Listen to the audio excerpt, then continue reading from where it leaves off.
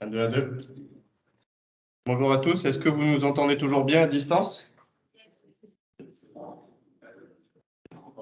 Parfait. Oui. Je vous propose de commencer donc cette nouvelle session. Bienvenue à ceux qui n'étaient pas parmi nous hier, présentiel comme en virtuel. Donc la 3e édition du séminaire OSS-NC, organisé par l'ART Géodev Nouvelle-Calédonie, conjointement avec le gouvernement de la Nouvelle-Calédonie. On remercie encore les principaux partenaires, à savoir que cet événement est financé par le Fonds Pacifique, donc l'État, le gouvernement de la Nouvelle-Calédonie et le CNES, donc le Centre national des études spatiales. Nous sommes donc dans cette dernière phase. Donc, ce séminaire a été organisé en 3 demi-journées, une session avec des plénières régionales, des interventions particulièrement intéressantes et très complètes. Hier, on a eu déjà une première demi-journée d'ateliers thématiques avec les ateliers 1 et 2. Aujourd'hui, donc, on va pouvoir aborder les 2 derniers ateliers, les ateliers 3 et 4, dédiés ce matin donc, à la mangrove, puis à l'érosion continentale. Merci de votre présence, merci de l'attention portée aux travaux qu'on essaie de mener. On va vous rappeler simplement les règles un petit peu de ces ateliers thématiques. Désolé pour le léger retard au démarrage. Donc, les ateliers qu'on organise dans nos séminaires servent à partager. Donc, c'est un peu, je vais reprendre l'image du Talanoa de la culture du Pacifique. Donc, le Talanoa, c'est un endroit où on rentre, où on partage, où on laisse en dehors tous les préjugés, tout ce qu'on peut amener de négatif, et on rentre avec un unique objectif de partager, de donner de l'information et d'en recevoir, la capacité aussi d'en recevoir pour enrichir son propre savoir. Donc, on a un objectif commun qui est une thématique. L'objectif, la notion de ces ateliers est de dire qu'on a tous attrait de près ou de loin à des thématiques communes, et que ce soit en termes d'utilisateurs, de producteurs, etc., plus on va tous se retrouver, partager, échanger, plus on va réussir à co-construire des outils pérennes pour répondre à un maximum de besoins à l'échelle de différents utilisateurs, que ce soit de la région, du territoire, de la commune ou d'un service. Donc, identification et compréhension des besoins prioritaires de chacun, quel qu'il soit, à tout niveau, et donc des actions possibles associées pour la Nouvelle-Calédonie. Donc, on entend ici par tous les acteurs ici présents, représentés, qui font partie de cette communauté géomatique. Partager de la connaissance, donc on l'a dit, il n'y a pas de mauvaise prise de parole. On est là avec humilité et bienveillance, donc n'hésitez pas, prenez la parole, partagez, posez des questions, c'est comme ça qu'on avance. Et des discussions donc motivées par des exemples d'utilisation de la télédétection. Donc, on a le plaisir dans chacun de nos ateliers d'avoir des intervenants extérieurs. Le réseau ART est quand même lié à un réseau bien plus important au niveau de la recherche en métropole, le réseau TEIA, avec l'infrastructure de recherche DataTerra, je l'ai expliqué un petit peu hier. L'idée est telle qu'on acte comme on peut, on appuie comme on peut sur ce transfert de savoir-faire. Énormément de choses sont faites et l'idée, c'est de continuer à partager avec potentiellement des savoir-faire, des connaissances qui ne sont pas sur le territoire et qu'on amène grâce à ce réseau TEIA. Donc, on a la chance d'avoir un intervenant de l'IRD à la distance ce matin.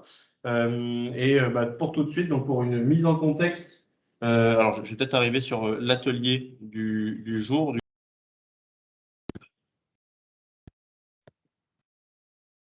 Donc, on est sur l'atelier 3, les mangroves.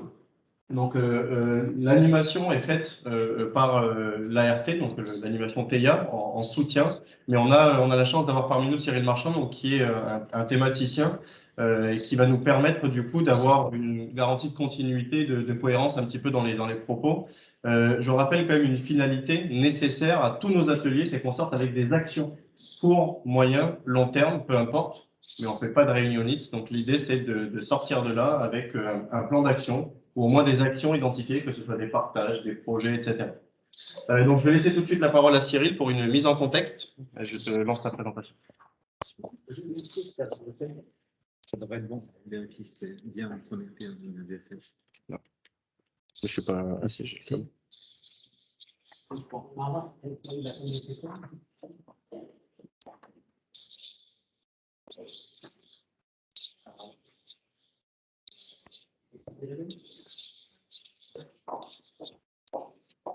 Il est où la présentation de Cyril? C'est bon, c'est là.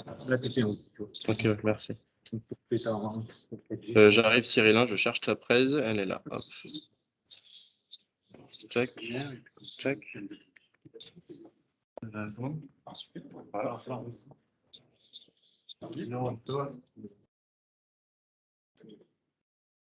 Bonjour à tous. Je suis d'abord ravi d'être présent avec vous ce jour et puis je remercie Marc et Jean de m'avoir invité pour animer cet atelier autour de la mangrove. Donc pour ceux qui ne me connaissent pas, je m'appelle Cyril Marchand, je suis professeur de sciences de la Terre et de l'environnement. Je suis spécialiste des mangroves, géochimiste. J'ai étudié les mangroves depuis maintenant plus de 20 ans en Guyane, en Nouvelle-Calédonie, au Vietnam. J'ai encadré 14 thèses sur les mangroves et 80 publications. Bon, un index de 30, les scientifiques, ça parlera. Et j'ai étudié les mangroves, les impacts sur les mangroves, l'évolution des mangroves avec les changements climatiques. Et donc aujourd'hui, avant d'avoir la présentation de notre collègue qui se trouve à Montpellier, si je ne dis pas de bêtises, je vais vous dresser un rapide contexte de la situation des mangroves sur le territoire. On va aller vite. On va commencer par cette carte-ci. Pour ceux qui ne la connaissent pas, c'est une carte de distribution et de répartition des mangroves au niveau mondial. Les mangroves, c'est un écosystème de la zone tropicale et intertropicale. On a des mangroves qui se développent en climat aride, autour de la mer Rouge, en climat semi-aride, c'est le cas de la côte ouest ici en Nouvelle-Calédonie, en climat tempéré, le nord de la Nouvelle-Zélande, un climat qu'on qualifie de tempéré, et la mangrove se développe. Et puis, on a bien sûr des mangroves tropicales. Donc, le centre des mangroves, la zone Indo-Pacifique, la Papouasie-Nouvelle-Guinée, l'Indonésie, le Vietnam, la Thaïlande, c'est là où nos collègues généticiens indiquent que les premiers palétuviers sont apparus sous leur forme actuelle il y a quelques dizaines de millions d'années. Et puis, les mangroves ont colonisé de proche en proche les littoraux depuis cette zone-ci. Et on observe un gradient latitudinal de biodiversité. C'est-à-dire que là où on a le plus d'espèces, c'est dans cette zone centrale, et plus on va vers les pôles, moins il y a d'espèces de mangroves. Donc, si je prends l'exemple ici, on va avoir une cinquantaine d'espèces en Papouasie-Nouvelle-Guinée, une trentaine au niveau du nord de l'Australie, une vingtaine ici en Nouvelle-Calédonie, et puis une seule espèce en Nouvelle-Zélande. Donc on a la même chose du côté de l'hémisphère nord, avec une limite au niveau de l'île d'Occident.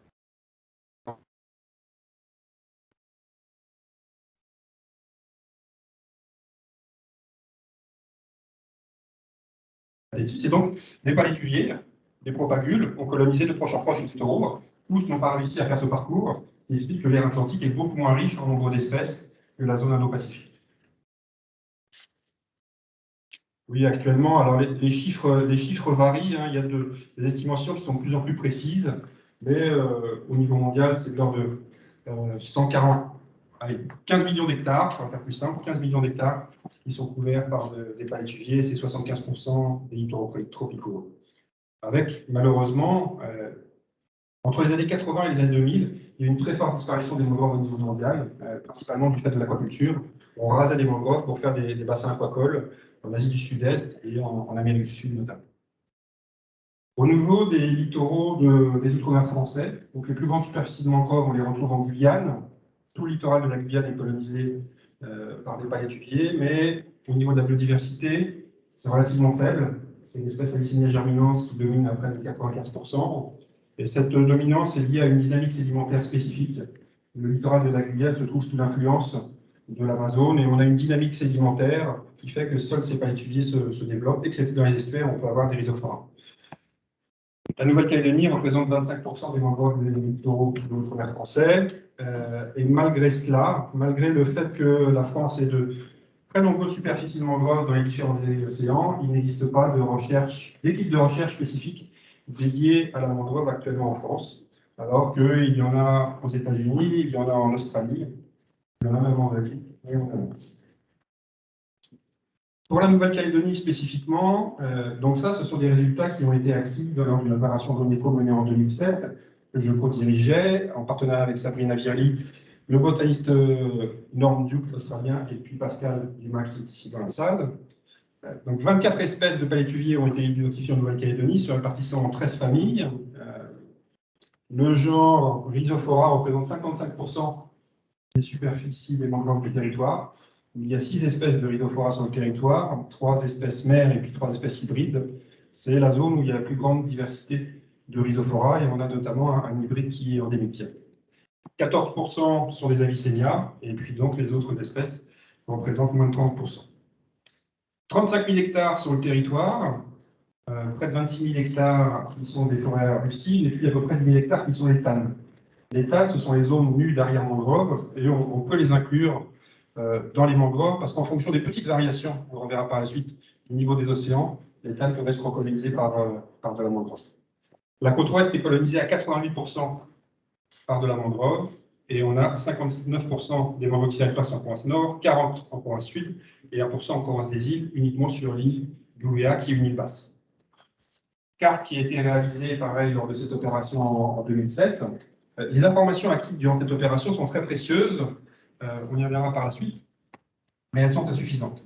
Donc ça, c'est une carte de répartition des palétuviers sur les plus grands estuaires du territoire. Plus le cercle a un diamètre important, plus le nombre d'espèces est important. Donc on constate que même si 88%, 89% du littoral de la côte ouest est colonisé par de la mangrove, la biodiversité est plus importante au niveau de la côte est. Ceci est dû à la différence climatique entre la côte est et la côte ouest. Nous sommes sous un régime d'alizé. La côte est, comme vous le savez, est beaucoup plus pluvieuse.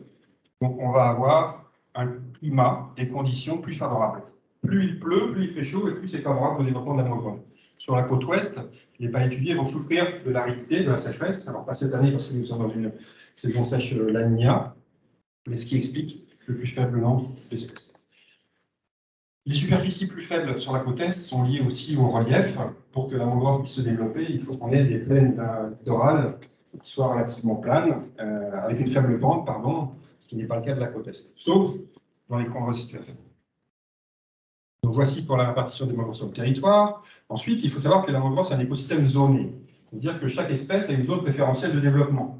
Zone qui est liée à ses capacités d'adaptation à lutter contre le stress. Et le paramètre principal qui contrôle la distribution des espèces, ça va être la salinité du sol. Donc je vous ai dit, les rhizophora, 55%. Les rhizophora, ils sont ici sur cette carte, dans la partie basse de la zone intertidale.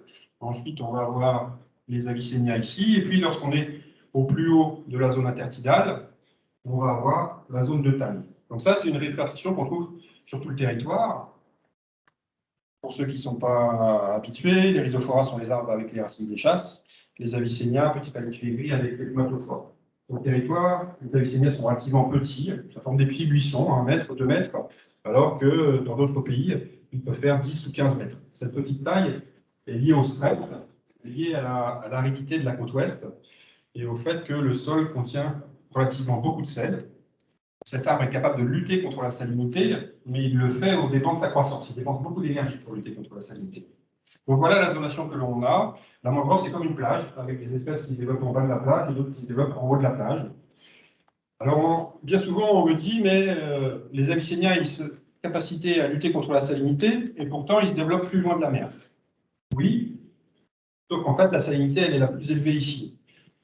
Ici, la zone à rhizophora va être balayée par les marées 2 fois par jour. Sur le territoire, on est en cycle semi-diurne, et ça va limiter la durée d'évaporation.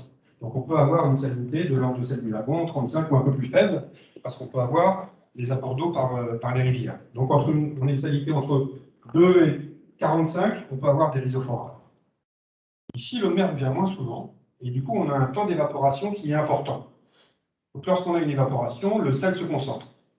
Ici, dans la zone la plus haute de la zone intertidale, on a une inondation uniquement durant les marées de Vivo, et puis on va avoir 10 jours, 12 jours, 13 jours d'évaporation, ce qui fait que les teneurs en sel peuvent être supérieures à 70, 2 fois la salinité de l'eau du lagon, et donc du coup, quand on a des valeurs supérieures à 70, on n'a plus de végétation qui se développe. Donc c'est contre-intuitif, mais plus on est haut dans la zone de balancement des marées, et plus la salinité est élevée.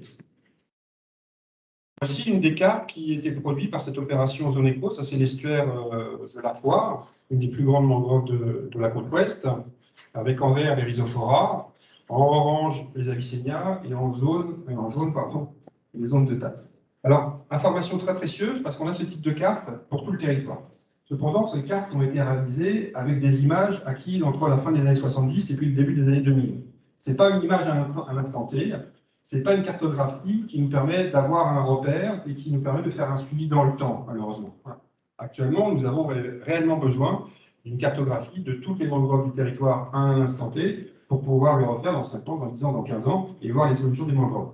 Ça, c'est indicatif, mais ça ne nous permet pas de faire de suivi, encore une fois. C'est une très bonne indication, mais ce n'est pas suffisant. Donc ça, c'est pour le contexte général. Pour lancer la discussion avant de passer la parole à mon collègue. Je vais faire un zoom sur les quelques menaces qui pèsent sur les mangroves sur le territoire. La menace principale, bien entendu, c'est l'urbanisation sur Nouméa et Grand Nouméa. D'une manière générale, les mangroves sur le territoire sont très préservés. Alors, quand je dis ça, j'en dis réellement, oui, parce que les mangroves, ce sont les pays émergents, les pays tropicaux, et dans ces pays-là, l'environnement n'est pas prioritaire. Donc l'environnement est vraiment très dégradé. Moi, j'ai vécu 4 ans au Vietnam, l'état des mangroves n'est pas du tout le même qu'ici sur le territoire. On a, entre guillemets, la chance d'avoir une très faible densité de population, ce qui permet de préserver l'environnement, excepté sur la zone de Nouméa et Grand Nouméa. Disons, tout le pourtour de Nouméa a été colonisé par de la mangrove, et il en reste maintenant réellement très peu. Voici les images, tout le monde connaît les images prises par les Américains. Rivière Salée, 1945, 95 hectares, la mangrove. 1976, elle fait plus que 50 hectares. 2018, elle fait plus que 30 hectares. Et puis, elle est sous des pressions importantes. L'urbanisation, ici le cimetière. Avec mes amis de l'association SOS Mangrove, on a trouvé des pierres tombales dans la mangrove. Il y a tout un tas de choses qui est jeté dans la mangrove. Voyez, quand la concession est terminée, qu'est-ce qu'on fait? Alors, on balance dans la mangrove. Il y a tout plein de buses qui arrivent aussi dans la mangrove. On ne connaît pas l'origine des buses, mais il y a des produits un peu suspects qui arrivent parfois. Le plus important pour qu'une mangrove subsiste, c'est qu'elle puisse avoir accès à l'eau de mer. Il faut que l'eau de mer puisse rentrer et sortir. Si l'eau de mer rentre et qu'elle ne ressort plus, la mangrove va pourrir. Si l'eau de mer ne rentre plus, la mangrove se dessèche. Et malheureusement, pour cette mangrove de rivière salée, tout est fonction de ce petit canal que vous connaissez peut-être, et ensuite qui mène à la SLN. Si ce canal n'est pas entretenu, s'il se bouge, si la zone ici est comblée, toute la mangrove va perdre. Donc l'urbanisation, c'est vraiment c'est l'enjeu actuellement pour les mangroves de Nouvelle-Calédonie. Et puis bien entendu, la mangrove, c'est une zone de sédimentation. Alors lorsque, moi je le vois souvent, mes jeunes comme ça, ils vont au McDo et puis ensuite, bam, ils balancent le sac de McDo par la fenêtre, ça se retrouve à la rivière, tout se retrouve à la mangrove. Forcément, toutes les bouteilles, les canettes, etc. Donc il y a des associations SOS Mangrove et puis Calédonie, bien entendu, qui organisent des opérations. Quand je suis arrivé sur le territoire, fin 2004, début 2005, j'étais très surpris parce qu'on prenait très peu de cas. On ne faisait pas réellement attention à la mangrove à cette époque-ci. Il y avait beaucoup de déchets, beaucoup de remblais de mangrove, et puis les mentalités ont évolué pendant 15 ans. Là, la Save qui mène au Mont d'Or. Donc là, on est côté interne de la route. Et bien, pour que la mangrove puisse avoir accès à la mer, il y a uniquement ces petites buses-ci à la base qui avaient été installées. Donc le dimensionnement est insuffisant. Et puis d'autre part, il faut un budget de fonctionnement pour entretenir les bus, pour entretenir les passages.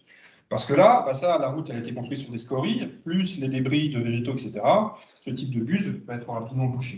Donc ça, c'est un point d'attention, un point de vigilance. Depuis, il y a eu une évolution, il y a eu une prise de conscience, il y a des échanges souterrains. Pour ceux qui connaissent Sunjo, la route qui traverse la mangrove, elle a été modifiée de façon à ce que les échanges puissent se faire. Mais c'est réellement le point d'attention. J'ai souvent des discussions avec la mairie de Nouméa du Mont d'Or, les mairies de Nouméa du Mont d'Or et de Dimbert, mais également la province sud, pour ce type de problématique. Et on a actuellement le cas à Ouémo, où la mairie a vu peut-être construire une piste cyclable au travers de la mangrove. Mais les contreparties, c'est d'aménager la mangrove pour que ces échanges puissent se faire au mieux. Parce que si on entre dans la mangrove et qu'elle ne ressort plus, on a ce type de dégâts qui arrivent. Une mangrove qui pourrit, typiquement avec des troncs morts sur pied.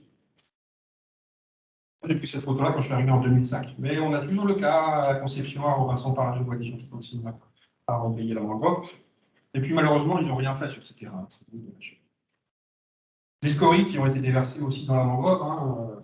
Un rouleur qui a trouvé le scorie, bon, qu'est-ce qu'il en fait? Il le déverse peu de l'ordre. Ça, c'est rivière salée. On ne connaît pas trop l'origine de cet effluent et c'est déversé dans la mangrove. Donc encore une fois, les mangroves urbaines, ce n'est pas un exemple ici, mais les mangroves urbaines, c'est vraiment un point d'attention ici sur le territoire. Parce qu'ailleurs, encore une fois, les mangroves sont relativement préservées. Deux types de pression en dehors des zones urbaines. L'aquaculture, qui a été bien étudiée. Ici, on a une mangrove, ici, on a une zone de thym. Photo prise en 1976. L'activité aquacole, c'est la deuxième activité économique exportatrice du pays, avec des crevettes de qualité.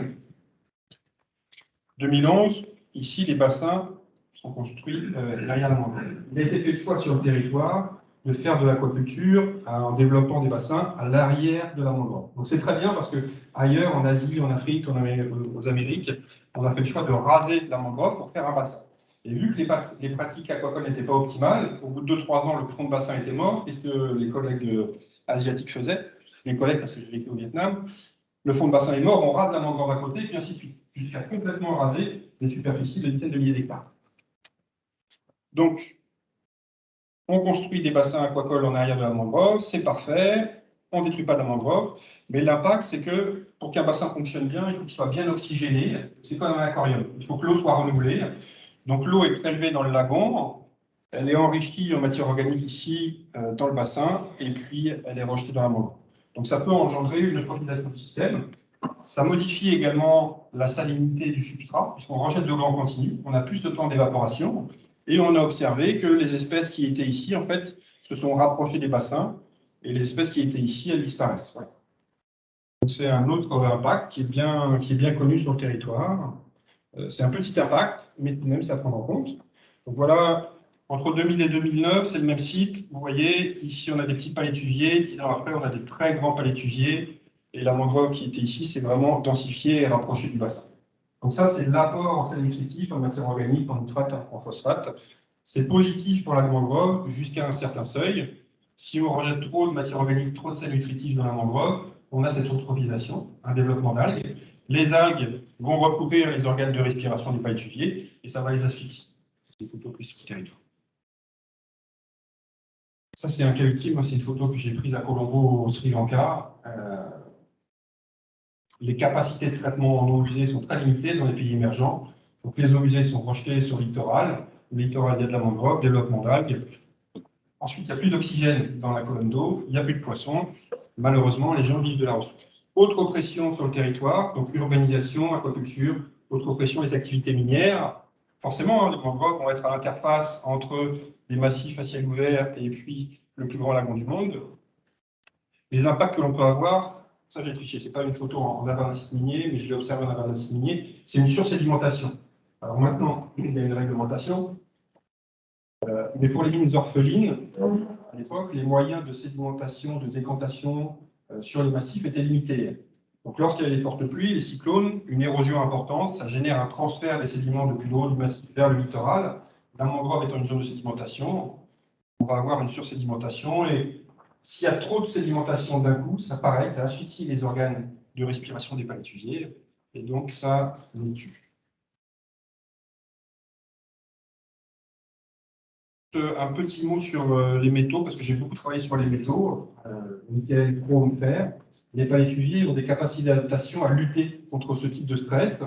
Par contre, ce n'est pas forcément le cas des crabes et des poissons. Et là, il y a très peu d'études qui ont été réalisées dans le mangrove sur l'impact des métaux sur le réseau trophique dans les mangroves calédoniennes. Dernière diapo, les changements climatiques. On vient d'en parler. Donc, je vous ai présenté 3 pressions anthropiques directes, urbanisation, aquaculture, mine. Les changements climatiques, tout le monde est touché. Augmentation des températures, augmentation des concentrations en CO2, augmentation du niveau des océans. Les concentrations en CO2, plutôt bénéfiques pour les palétuviers, ils l'utilisent pour la photosynthèse. Nous, on a fait des expérimentations sous serre où on a doublé les concentrations en CO2, on travaille à 800 ppm et ça a multiplié par 50% la croissance des palétuviers. Température, les palétuviers n'aiment pas le froid, c'est pour ça que la limite, c'est juste au-dessus d'Auckland. Si les températures augmentent, on va avoir une augmentation de la distribution des superficies de mangroves dans le monde.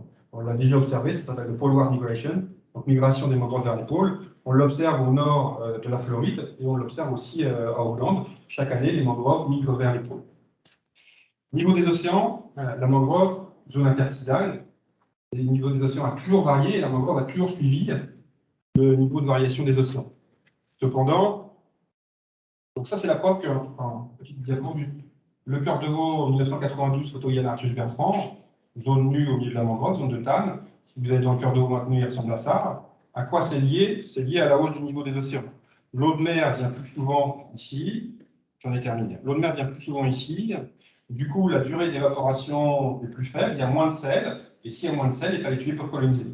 Et on observe ça sur tous les littoraux, sur tout le littoral de la Nouvelle-Calédonie. Donc la hausse du niveau des océans se traduit réellement et directement sur le territoire par une migration des mangroves. Cependant, donc ça ne devrait pas être un problème, sauf que pour nos mangroves urbaines, ça c'est la principale menace au niveau mondial. On construit sur le littoral, on ne laisse pas d'espace pour que la mangrove puisse reculer, et c'est également ce qu'on a fait actuellement en Nouvelle-Calédonie. Les mangroves sont sous pression, le niveau des océans monte, les mangroves devraient pouvoir reculer.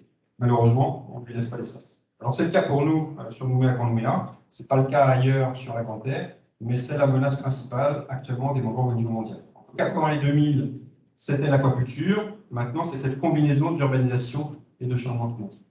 Voilà, j'en ai terminé pour cette petite introduction. Donc l'idée c'était de dresser un panorama des mangroves sur le territoire, par l'état des connaissances, et puis lister quelques pressions que l'on a identifiées. Donc maintenant, si je ne dis pas de bêtises, je vais céder la parole à notre collègue qui est à Montpellier, qui s'appelle M. Catry. Déjà, on va te remercier pour cette présentation. On peut peut-être ouvrir un panel de une ou deux questions. Moi, j'en aurais une directement. Marco aussi, peut-être. Donc, juste avant, alors, je précise, je voulais prendre la parole avec plaisir. Il faut juste bien parler fort, que les gens nous entendent. Le micro est au niveau de la caméra. Du coup, tu as finalement fait un état qui était assez intéressant. Tu as aussi dit une chose qui était très intéressante, qui est que aujourd'hui, on n'a pas d'état homogène à l'échelle du territoire à date. Donc là, on est dans le séminaire de l'observation spatiale au service de la Nouvelle-Calédonie. Vous m'entendez à distance? Oui, c'est bon. Donc, pour l'observation spatiale, on sait que la détection et la classification des mangroves par imagerie spatiale, qui est une des solutions d'observation de la Terre, fonctionne. Je suppose, avec du coup toutes les missions que tu peux faire et que des bureaux d'études et que des différentes entités et personnes font sur le territoire, que des données in situ, on en dispose aussi. Du coup, ma question est, pourquoi, selon toi, on n'a pas ce type de cartographie? Est-ce que c'est une initiative qui aurait dû partir de certaines entités et que ça n'a pas été le cas? Et quelles actions on pourrait mener pour que, du coup, on pallie à ce manque? Oui, alors clairement, ce n'est pas un manque de volonté de la part des scientifiques ou des bureaux d'études, c'est malheureusement une question budgétaire. Alors, il a sollicité à plusieurs reprises les collectivités, donc il y a eu des actions ponctuelles, il me semble, sur certaines communes, mais ça n'a pas été le cas à l'échelle du pays. Ça pourrait l'être à l'échelle des provinces, mais il n'y a pas eu les financements nécessaires pour réaliser cette opération. Ok, merci. Au jour d'aujourd'hui, par la répartition d'un montant que nous a présenté le travail qu'a fait été fait en 2005, on n'a aucune nouvelle donnée à l'échelle du territoire plus récente que celle-ci. Non, malheureusement, c'est vraiment la seule. Ça n'existe pas. Alors, il y a des cartographies au niveau mondial. Les Américains le font, ils ont pu inclure la Nouvelle-Calédonie, mais uniquement pour identifier la totalité de la superficie. Ce qui nous intéresse, nous, c'est d'avoir, pour la Nouvelle-Calédonie, les différentes zones de mangroves, la zonation. Ça, on n'en dispose pas à l'heure actuelle. Juste sur le recul des mangroves, est-ce qu'il y a eu des prévisions qui ont été faites selon les montées des eaux, etc., pour connaître, prédire le temps que les mangroves va reculer? Non, malheureusement, c'est pareil, on n'a pas obtenu le financement pour le faire. On a eu l'idée, on sait comment faire, mais pas bien.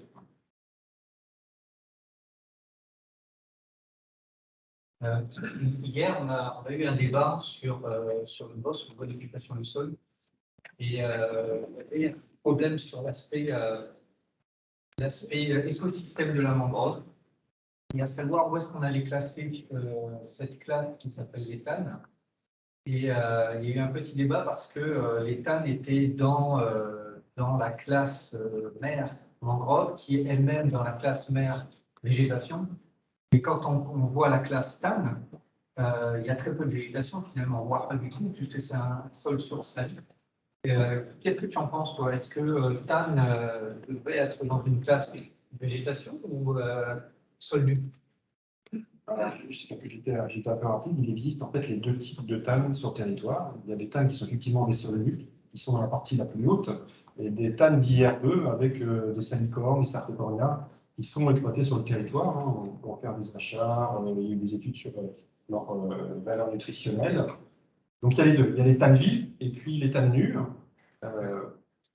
On peut faire une classification spécifique pour ces deux types de TAN. Moi, j'aime bien les garder dans zone intertidale. Alors, en complément, donc, a priori, l'orientation prise hier, et du coup, on challenge, n'hésite pas à, pareil, participer, faire des commentaires sur le sujet, c'était d'éviter de cartographier cette notion d'écosystème mangrove qu'il fallait absolument classer quelque part, mais qui peut comporter des zones végétalisées et non végétalisées. Donc, on a enlevé cette notion de mangrove. Par contre, on a les notions de sol nu qui sont là, on a les notions de palétuvier, et on est parti du principe que quelqu'un qui voulait avoir une cartographie de la mangrove pouvait utiliser les données générées dans l'occupation des sols, mais du coup devait mixer des classes et devait considérer par exemple les palétuviers plus les sols nus mixés, enfin croisés avec la courbe à 1 mètre ou avec des éléments complémentaires qui venaient du coup constituer cet écosystème. Ça te semble cohérent dans l'utilisation? Oui, oui. Pour qu'il y ait un développement de mangrove, on doit être dans la zone interstitiale. Il faut que la pente, l'élévation, c'est le facteur premier, soit adapté. Et il faut également que, dans notre jargon, on dit un milieu d'énergie calme. Le milieu d'énergie calme, ça va être un fond de baie, un escalier. Parce que si l'énergie du milieu, l'énergie, ça va être la houle, le courant, etc. Si la houle, le courant sont trop importants, dans ce cas, les jeunes pieds de palétuvier ne vont pas pouvoir prendre. Ils vont être déracinés. Les pieds de palétuvier, en fait, ils vont s'enraciner en quelques heures. Vous voyez tous le cigare tombe, il est transporté par les courants, il se dépose à un endroit. Si l'endroit est favorable, il le sent, et en quelques heures, il va sortir des radicelles, et lorsque la marée va revenir, ça va le redresser. Mais ces radicelles sont très fines, et donc si le courant est trop important, ça le déracine. Voilà, c'est le facteur élévation et le facteur énergie du milieu qui sont primordiaux pour le développement des palétuviers. On va prendre peut-être une question ici et peut-être en ligne s'il y en a une ensuite, et puis on va passer à l'autre présentation. Est-ce qu'il y a quelqu'un qui veut prendre la parole en ligne sur le sujet?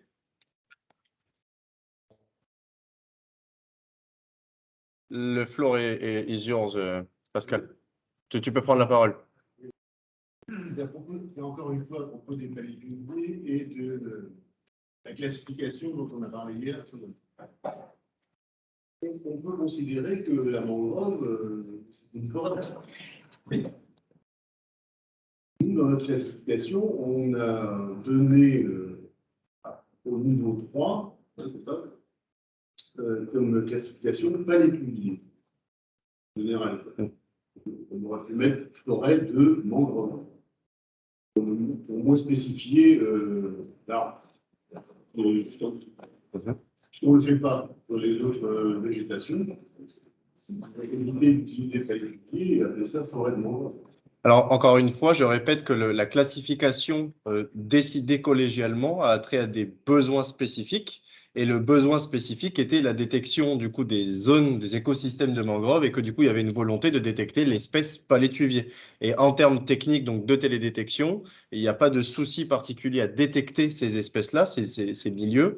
Et donc on est parti du principe qu'on pouvait les détecter. Mais effectivement, donc il y a des aberrations auxquelles il faut faire attention. On est toujours dans l'utilisation de cette couche. On ne peut pas considérer que effectivement pour dimensionner l'état de forêt en Nouvelle-Calédonie, on ne peut pas prendre juste la couche forêt. Donc, il faut mettre une annotation dans forêt qui dit, attention, il y a aussi des espèces dans le reste de la végétation qui devraient être incluses, qui sont à considérer comme forêt, mais du coup, qui sont déjà considérées comme dans d'autres classes.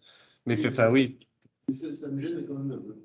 Et effectivement, enfin, c'est le fait de donner déjà une signification à l'arbre, on pourrait très bien dire gymnostomate.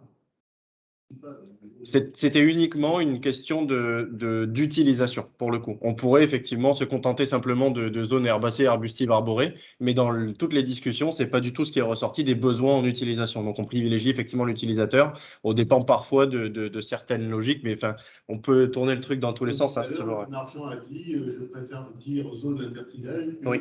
TAN. Oui.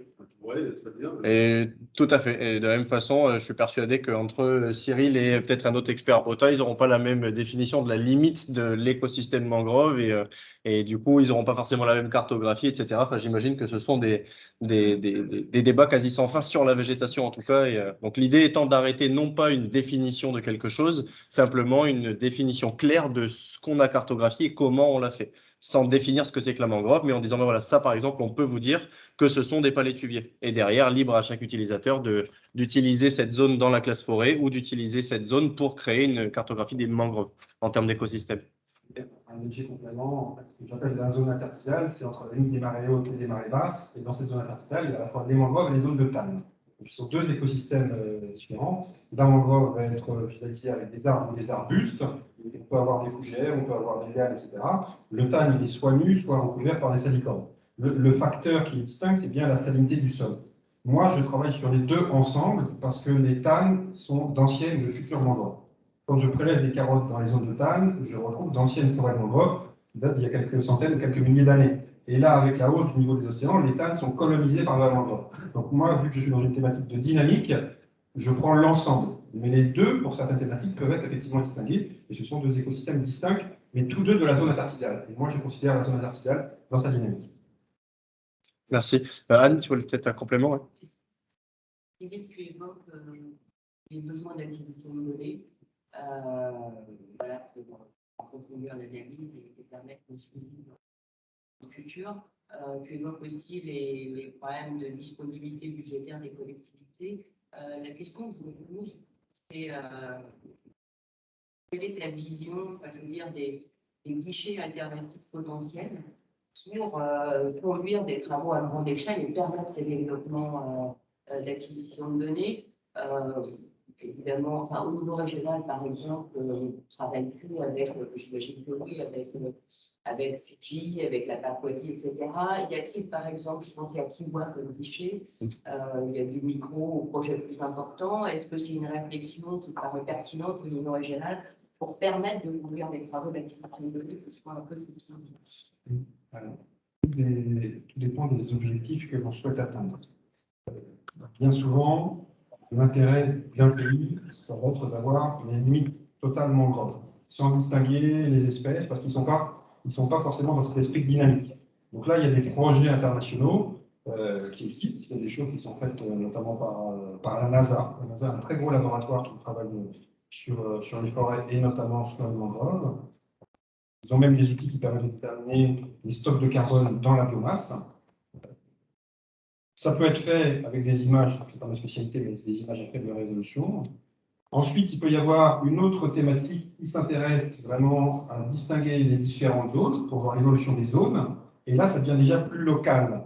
Et donc, faire appel à des guichets internationaux pour faire quelque chose de local, c'est moins évident. Et ensuite, on peut également faire un travail encore plus fin à l'échelle de l'arbre.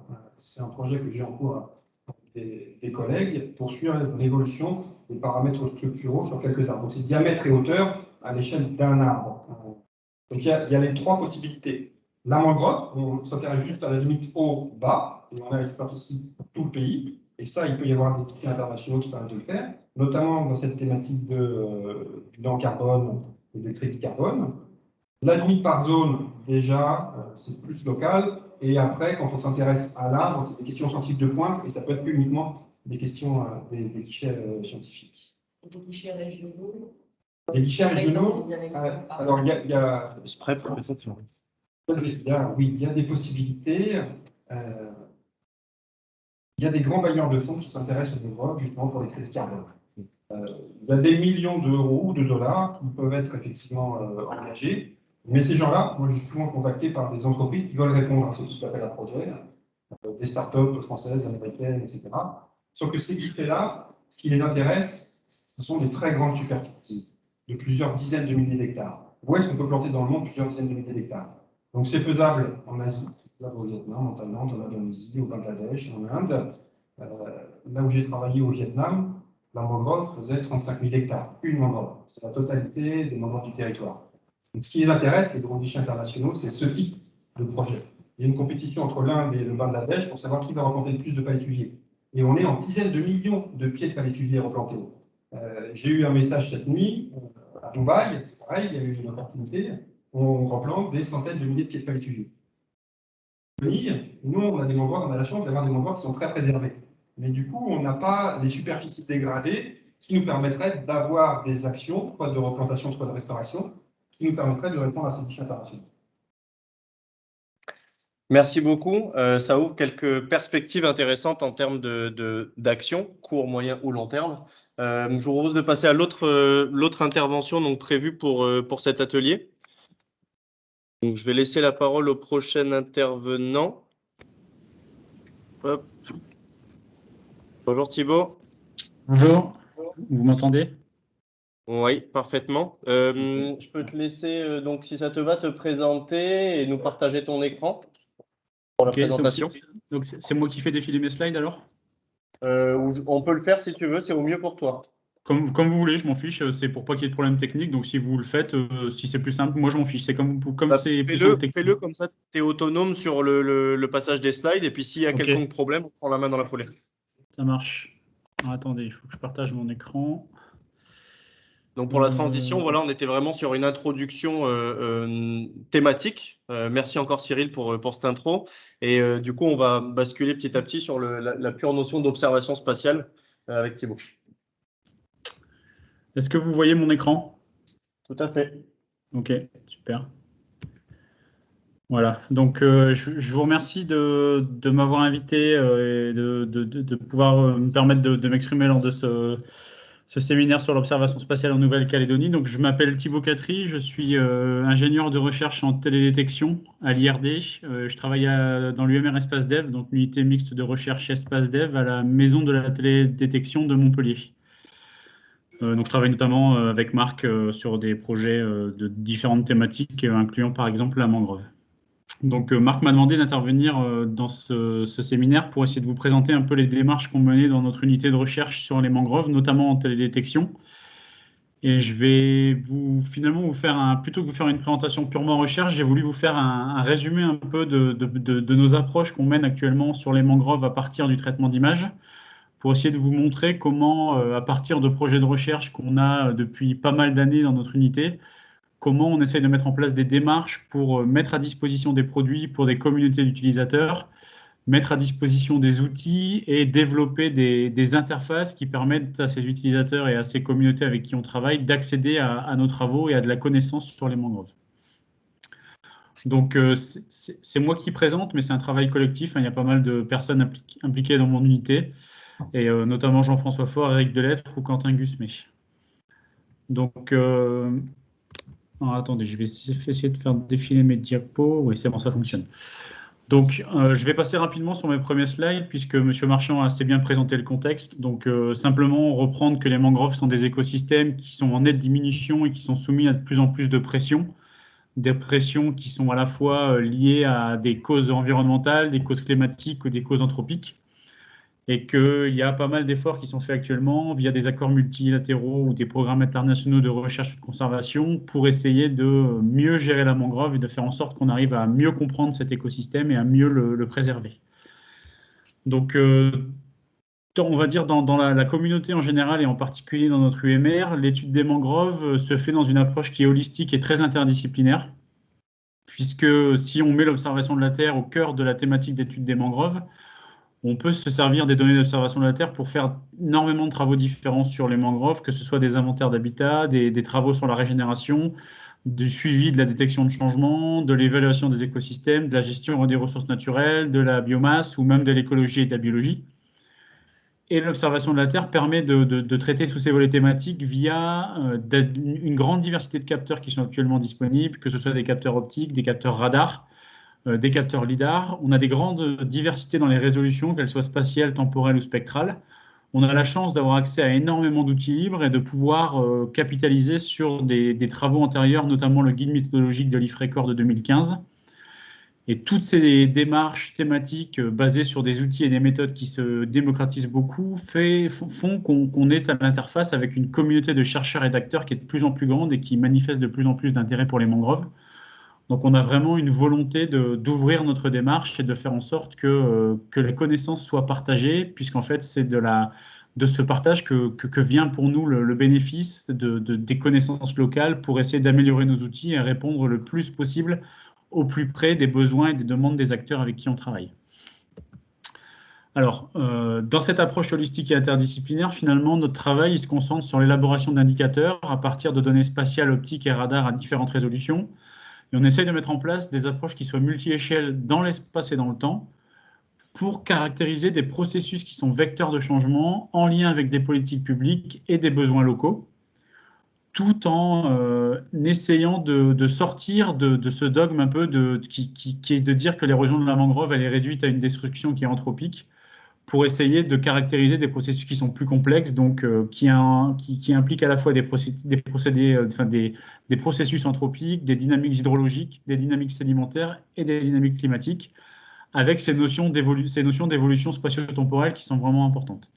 Donc finalement, on essaye de mener des projets de recherche qui contribuent au défi de la télédétection des mangroves, qui pour moi se résument en 3 axes principaux, qui sont la compréhension commune et bien définie du terme de mangrove, parce que ça répond un peu aux discussions que vous aviez finalement sur des nomenclatures de classification, sur la différence entre TAN et mangrove. On a beaucoup de visions assez différentes de gens qui travaillent sur des méthodes, de gens qui travaillent sur des thématiques, et finalement, le terme mangrove, il englobe plein de choses, donc c'est souvent difficile de savoir de quoi on parle. Il y a un vrai besoin d'harmoniser les définitions pour pouvoir harmoniser les approches. Donc ces approches, elles ont pour vocation à mettre en place des systèmes de classification qui soient homogénéisés, des approches qui soient standardisées pour le traitement des données et pour mettre en place des dispositifs de suivi et de surveillance. Et enfin, on a, à mon avis, parmi les défis à prendre en main, c'est réussir à mettre en place de l'interopérabilité des données et des méthodes pour pouvoir produire des comparaisons, travailler à la reproductibilité et à la transférabilité de nos outils. Donc ça, c'est vraiment les défis qui nous animent et qui, à mon avis, animent la grande majorité de la communauté des mangroves. Donc dans notre unité, on a une thématique mangrove qui est très multisite et qui est interdisciplinaire. Donc je vous ai mis une carte très simple avec des points rouges qui vous montrent un peu les sites sur lesquels on a des travaux en cours, des travaux passés sur les mangroves. Vous voyez finalement, on s'étale assez bien sur toute la zone de présence des mangroves, toute cette frange tropicale, intertropicale. Et donc, on est vraiment présent sur une multitude de sites et une multitude de thématiques et de disciplines connexes qui travaillent à l'étude des mangroves. Notre démarche à l'UMR Espace Dev, finalement, sur les mangroves, elle se résume avec ce qu'on appelle entre nous la maison mangrove, qui synthétise un peu notre démarche scientifique, on va dire, et qui finalement est une maison à étage qui repose sur la brique du bas, sur un historique de notre unité de recherche, avec des terrains, un savoir-faire et des partenaires qui sont impliqués depuis de très nombreuses années. Et comme brique de base, on a également le pôle de compétences à Madagascar, qui est monté en ce moment en collaboration entre le ministère de l'Enseignement supérieur malgache et l'IRD, et qui a travaillé à la mise en place d'un démonstrateur mangrove que je vais vous présenter tout à l'heure. Donc ces 2 briques de base, finalement, elles servent de fondation à tous les projets en cours de l'UMR qui sont la mise en place de chaînes de traitement d'images et la mise en place de qualification et de validation de produits pour les utilisateurs qui travaillent avec nous. L'utilisation de services et de produits qui sont issus de projets finalisés en partenariat avec des petites entreprises qui font de la recherche et du développement pour aller vers la mise en place d'une plateforme dédiée aux mangroves dans le cadre du Space Climate Observatory du CNES pour finalement développer une infrastructure de services qui permette de faire du suivi opérationnel par imagerie satellitaire des mangroves, avec la visée finale qui serait de rendre des services à ces utilisateurs, notamment issus des ROMCOM, qui soient institutionnels, mais qui proviennent également d'autres publics, que ce soit des communautés de recherche ou des communautés d'ONG, par exemple, qui pourraient tout à fait être intéressées par ce type de produit. Donc le but de ma présentation, là, c'est d'essayer de vous illustrer cette démarche qu'on mène dans la maison mangrove pour vous montrer comment on capitalise sur notre expérience et sur nos travaux de recherche pour aller vers la mise en place de cette plateforme mangrove. Donc notre expertise mangrove, elle repose sur des projets et sur des collaborations anciennes qui ont parfois plusieurs dizaines d'années, on va dire une vingtaine d'années. On a travaillé sur de très nombreux terrains, que ce soit en Guyane, que ce soit en Calédonie, que ce soit dans de très très nombreuses zones, pour utiliser l'observation de la Terre et en particulier l'imagerie satellite, pour développer des indicateurs qui caractérisent la dynamique de la mangrove. Donc tout ça, c'est des choses qu'on fait depuis très longtemps, et c'est actuellement des choses qui sont menées dans le cadre des animations régionales Géodev dans le pays du Sud, et notamment l'ART Géodev Calédonie. Donc tout ça, c'est vraiment un cadre qui est très intéressant pour mener ces activités, et on profite également de tout ce qui est mis à disposition dans le cadre de TEIA et dans le cadre de l'infrastructure Dataterra, pour profiter de mettre à disposition des produits, de capitaliser sur des outils et sur des données qui sont rendues disponibles assez facilement à l'heure actuelle. Alors, toutes nos démarches historiques, elles sont menées dans des approches qu'on appelle classiques, c'est-à-dire qu'on travaille sur des jeux d'images à partir desquels on met en place des traitements ad hoc pour produire notamment des cartographies d'occupation du sol et en particulier des cartographies des mangroves.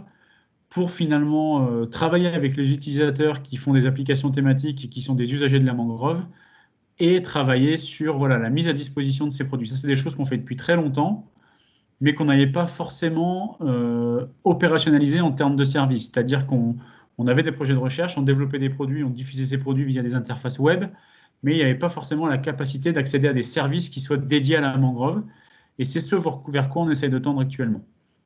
Alors, pour faire ça, ces services, en plus de notre expérience à l'unité, ils reposent sur le pôle de compétences en télédétection qui est en train de se développer à Madagascar, et dans le cadre duquel on a produit un démonstrateur mangrove, qui est finalement une interface qui a été mise en place pour produire, à partir de séries temporelles Sentinel-2, des indices, notamment de NDVI et de NDWI, qui permettent de faire du suivi dynamique de la mangrove et de travailler sur des estimateurs de gains et de pertes de mangrove sur 2 tuiles à Madagascar dans un premier temps pour ce démonstrateur, avec la volonté d'étendre ce type de service sur la plateforme qui va être développée.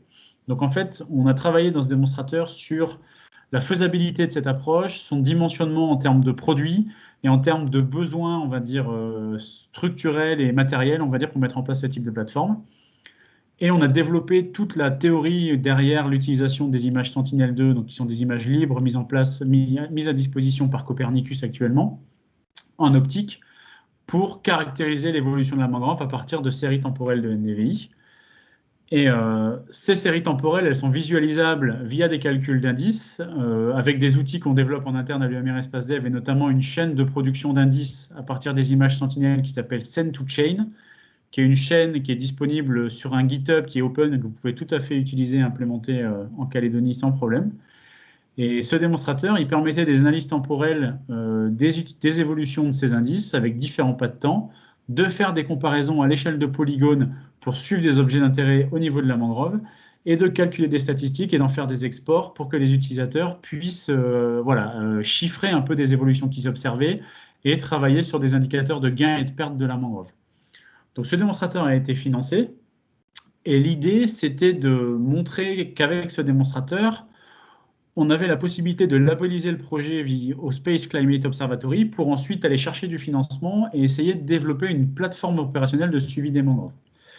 Donc, on a fait ça en lien étroit avec le CNES et notamment via des développements méthodologiques pour implémenter de nouvelles fonctionnalités dans cette plateforme et apporter de nouveaux indicateurs qui se font dans le cadre d'un projet TOSCA qui s'appelle SOS Mambo, qui est un projet dédié à l'étude de la mangrove à Madagascar dans le site de la Bombetouk, et qui est un projet financé par le CNES sur la période 2020-2023, et qui a pour ambition de combiner la THRS optique radar avec des séries temporelles à haute résolution Sentinel pour produire des indicateurs fins de caractérisation de la mangrove et aller plus loin que de simples cartes qu'on trouve souvent maintenant avec des produits globaux qui s'intéressent à la distribution de la mangrove. Mais ce qu'on veut, c'est à travailler à partir de l'imagerie à des typologies de la mangrove pour aller faire des classifications plus fines que simplement du binaire 0-1, mangrove, non mangrove.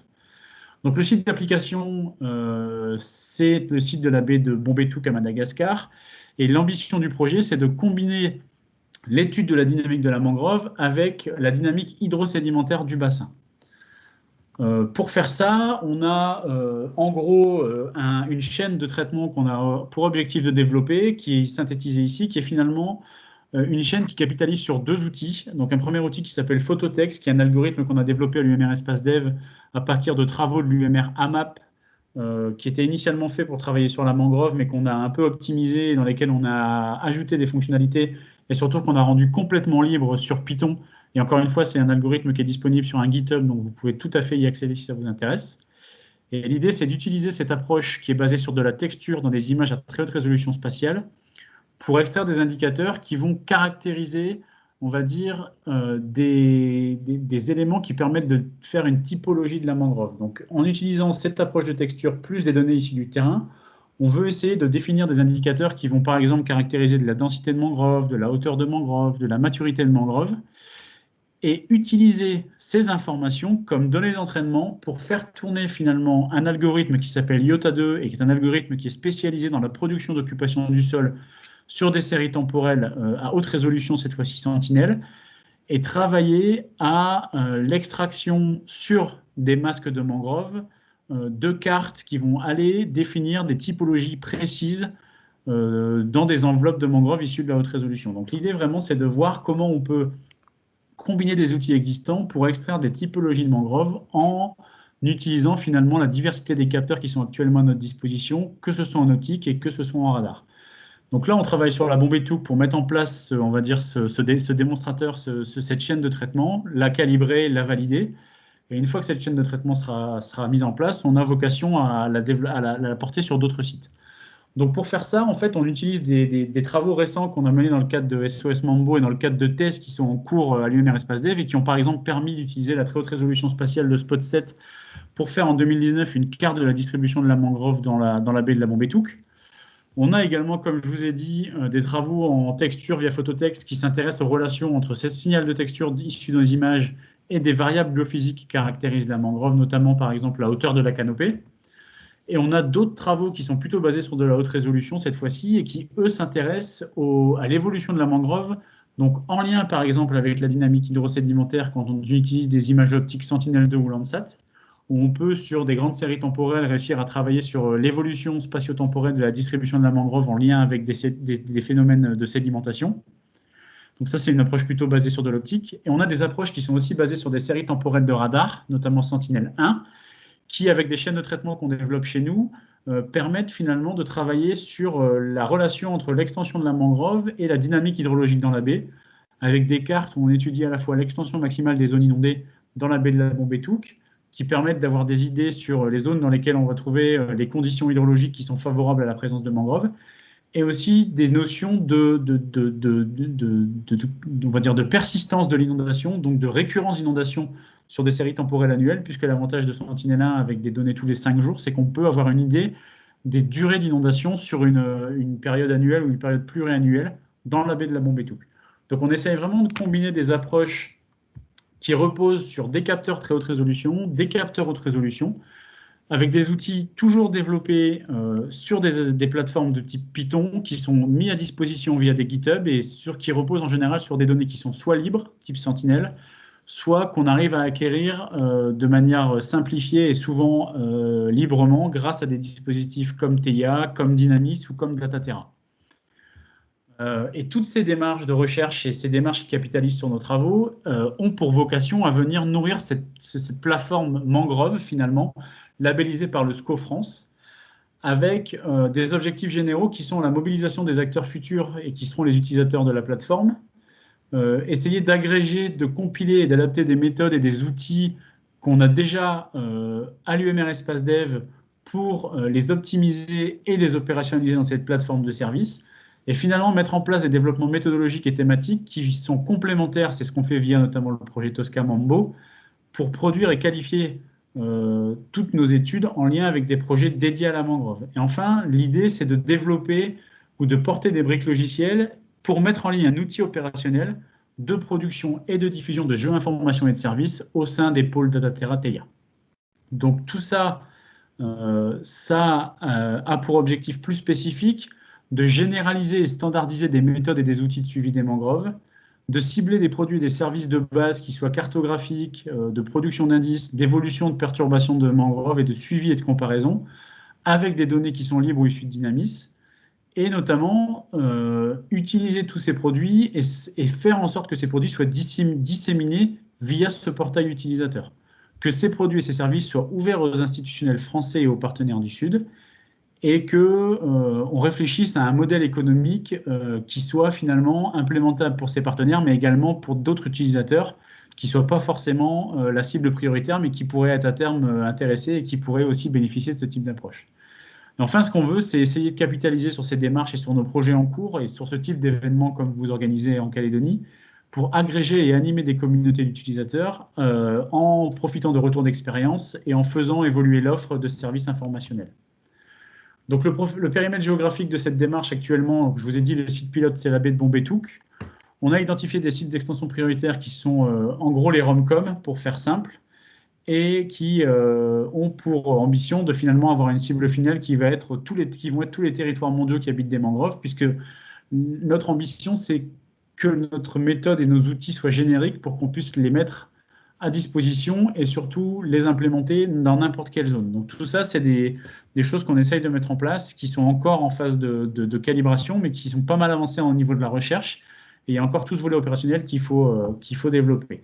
Donc on a un certain nombre de livrables qui sont attendus de ce projet Mangrove SCO, notamment le portail d'information et de sensibilisation dirigé principalement vers la communauté d'utilisateurs scientifiques, des produits et des services de base avec une certification de qualité, favoriser finalement via cette interface des interactions avec les utilisateurs et finalement des montages de projets collaboratifs avec des partenariats locaux, voir comment on peut capitaliser sur les indicateurs existants pour monter ces partenariats, et finalement collaborer avec différents acteurs pour mettre en place une valorisation de ces services, donc faire en sorte qu'on arrive à mettre en place des routines de production et de téléchargement récurrent d'informations, et que les services qui vont être disponibles dans le portail puissent finalement être pérennes et évoluer au cours du temps pour qu'on puisse intégrer de nouvelles fonctionnalités pour toujours s'adapter à de nouvelles demandes et à des besoins qui pourraient évoluer de la part de nos acteurs et de la communauté avec qui on travaille.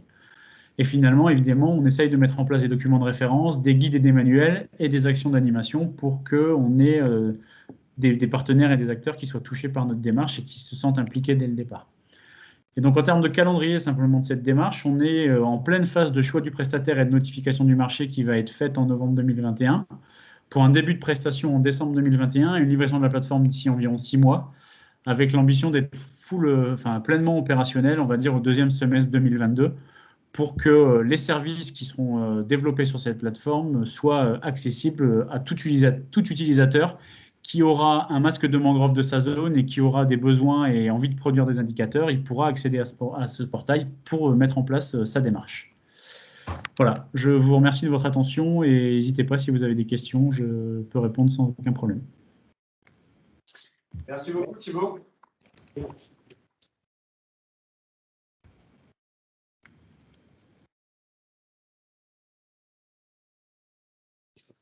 Merci Thibaut. J'essaie de voir si le micro fonctionne. Ça va. Ouais, oui, ça va. Il y a les premières questions par Cyril Marchand. Et après, je pense que je vais faire le bassin, mais j'en ai quelques minutes. Moi, j'ai une question. Non, j'avais une question. Je voulais savoir si je voulais faire cette animation, si tu voulais le faire. Pardon. Voilà, c'était ma question à toi. Ça s'adressait à toi. C'est comme tu veux. Je te laisse quitter le son. On peut compléter si. D'accord.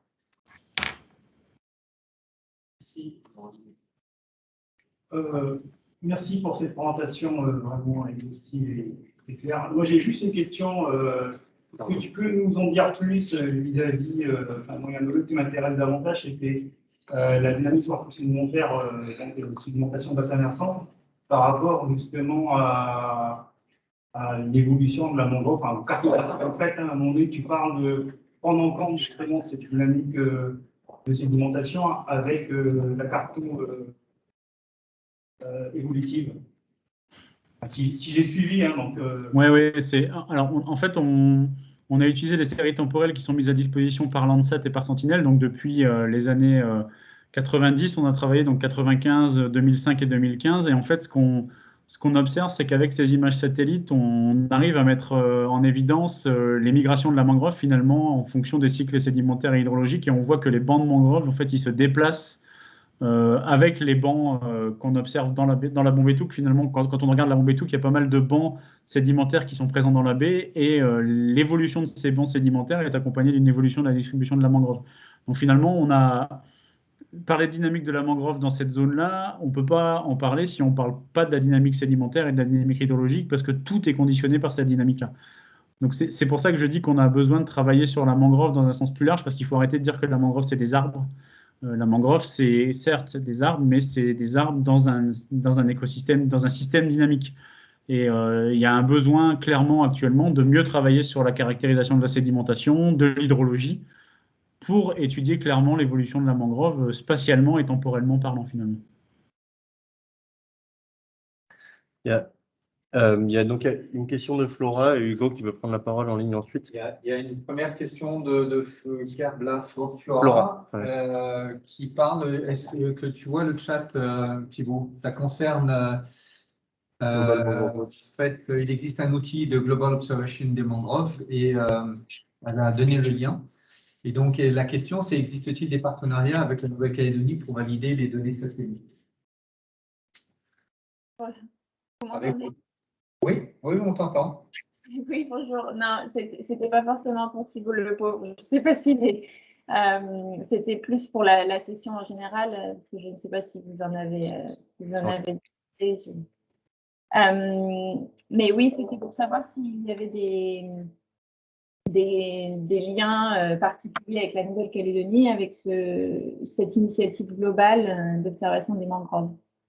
Et s'il y avait notamment des sites de validation des données en Nouvelle-Calédonie. Alors, à ma connaissance, non. Après, M. Marchand, non. Il n'y a pas de lien ni de validation de données satellites sur la Calédonie. L'idée, c'est de pouvoir le faire. Alors, on va peut-être pouvoir le faire l'année prochaine, dans le cadre justement du déploiement de cet outil qui a été présenté par Thibault sur la Nouvelle-Calédonie, puisqu'on a réussi à avoir des moyens humains pour déployer ce produit-là, cet outil sur la Calédonie pour l'année prochaine. Donc, on a 2 ans pour le faire, donc on va probablement valider cet outil et les données satellitaires. Voilà. Est-ce que peut-être Thibault, tu veux réagir sur l'outil, enfin le fameux Mangrove Global Watch, que tu dois très certainement connaître du fait que tu développes des outils parallèles?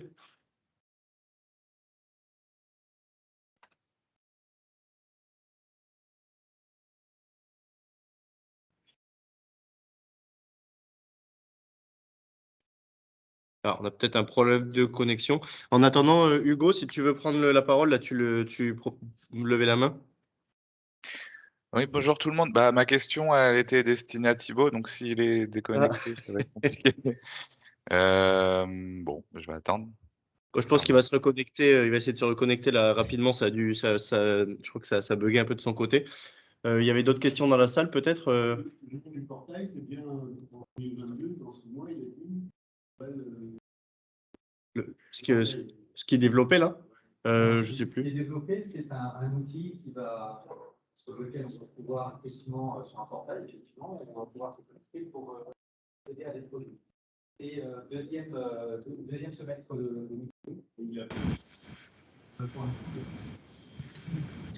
He's back. Oui, je suis de retour, pardon, ça a complètement planté. Désolé. Pas de souci. Du coup, alors il y avait une première question là, donc Flora effectivement qui intervenait sur la notion du Global Mangrove Watch. Est-ce que tu veux nous en dire un mot du fait justement que tu développes des outils similaires? Quelle est peut-être la limitation de l'un et pourquoi du coup de nouveaux outils? Et ensuite, il y a une autre question pour toi en ligne, mais je te laisse intervenir sur le premier sujet. Oui, Global Mangrove Watch, c'est une initiative qui est intéressante hein, parce qu'effectivement, le premier avantage, c'est que c'est global et après, voilà, c'est un avantage que ce soit global et c'est à la fois un inconvénient parce que en général, ce type d'approche globale ne sont pas forcément validés à une échelle globale, c'est-à-dire qu'il y a des algorithmes qui sont calibrés, validés sur une zone et qu'on étend de manière un peu, on va dire, simplifiée à une échelle globale sans forcément avoir des approches validées pour des gens qui voudraient utiliser ces produits sur leur site d'études. Donc, oui. L'avantage, c'est la globalité. La globalité, c'est super, tout le monde a accès à de la donnée, mais le gros travail, il est à faire par les gens localement de valider ce produit. Et nous, finalement, l'intérêt qu'on a, c'est de développer. On a une expertise sur pas mal de sites avec des données qu'on a sur pas mal de sites. Donc, finalement, on a la capacité d'utiliser nos connaissances et les données qu'on a sur les sites pour valider des produits qu'on mettrait à disposition. Mais évidemment, derrière, il y aura ce besoin d'impliquer les utilisateurs pour que le travail de validation sur des sites que nous, on maîtrise moins, soit fait par les gens localement. C'est pour ça qu'on a besoin de développer des partenariats forts et que finalement, on co-construit avec une communauté d'utilisateurs ces outils. Parce que derrière, on n'est plus dans la recherche, on est vraiment dans l'opérationnalisation, la mise à disposition de produits, mais derrière, si c'est pour faire du n'importe quoi avec des produits qui sont faux parce qu'on ne connaît pas les sites, il faut vraiment que les utilisateurs localement soient présents avec nous pour nous aider à calibrer et à valider ce qu'on fait. Le Global Mangrove Watch, c'est super parce que c'est des volumes de données, c'est des architectures très complexes qui mettent à disposition des produits, mais ce n'est pas forcément tout le temps à jour en termes de date. Et voilà, il y a un gros effort de validation à faire localement pour les utilisations sur des sites que les gens connaissent bien. Mais comme tous les produits globaux, ce n'est pas spécifique à l'aspect du mangrove. C'est pour ça que je demandais si avec la Nouvelle-Calédonie, il y avait parce que je sais que j'imagine qu'il y a des validations avec certains pays et certains territoires. Et s'il y a des projets qui se développent sur les mangroves en Nouvelle-Calédonie, je pense que ça pourrait être aussi intéressant parce que ça donne une visibilité Ouais, bien sûr. mondiale sur l'écosystème. Après, voilà, ce qui est difficile, c'est que des produits comme ça, il y en a plein, avec plein de données différentes, plein de méthodes différentes, et parfois c'est un peu difficile de se retrouver dans quelle est la qualité du produit, lequel est le plus fiable, quelle est la différence entre certains produits, parce que finalement, ils font un peu tous la même chose, et souvent c'est de la distribution de mangrove, et ça va pas forcément plus loin. Et c'est vrai que dès qu'on veut aller un peu plus loin que la distribution de la mangrove, c'est souvent compliqué d'avoir des produits qui soient soit à jour, soit suffisamment fiables finalement. Ok. Juste un petit laïus très rapide, enfin deux points. Le premier, effectivement, je pense que c'est à souligner là et je repasse très volontairement le message. Alors pour ceux qui ne connaissent pas Flora, elle est en live depuis l'Australie, depuis le CSIRO. Du coup, clairement, il y a un objectif à ce séminaire cette année, c'est de connecter les communautés régionales. Donc, encore une fois, hein, produire pour la Calédonie, c'est nécessaire. Produire pour la région, c'est encore mieux. Donc, on parlait de synergie, etc. Je pense qu'il y a vraiment des choses à faire, et notamment avec l'Australie et le CSIRO. En tout cas, c'est la dynamique vers laquelle on essaie de tendre. Et le message qu'on porte aussi, et c'est l'objectif un petit peu d'avoir une meilleure représentation de tout ce savoir-faire français dans la région, c'est, comme l'a très bien présenté Thibaut tout à l'heure, c'est des développements qui se veulent être génériques au possible et qui sont finalement rendus totalement ouverts et disponibles à tous ceux qui veulent les réutiliser derrière. Donc, c'est un peu le principe du réseau TEIA et de tous les développements des produits et services open source. Et je pense que c'est important de le souligner ici. On remercie encore ces efforts faits, quoi. Oui, parce que le Global Mangrove Watch, vous n'aurez jamais accès à l'algorithme qu'ils utilisent pour cartographier les mangroves. Vous aurez des produits, mais vous n'aurez jamais accès à l'algorithme. Ils vous donnent des éléments de méthode sur ce qu'ils font, mais c'est de l'intelligence artificielle et vous n'aurez jamais beaucoup de détails. Ils ne vont jamais vous expliquer. Ils ne vous donneront jamais leur réseau pour faire tourner leur algo sur votre zone. Ça n'arrivera jamais. Donc, c'est deux approches très complémentaires, mais avec des philosophies quand même très différentes. Tout à fait. Oui, alors, donc, Cyril Marchand, je viens de jeter un petit coup d'œil. Effectivement, les données du Global Mangrove Watch sur la Nouvelle-Calédonie ne sont pas très précises.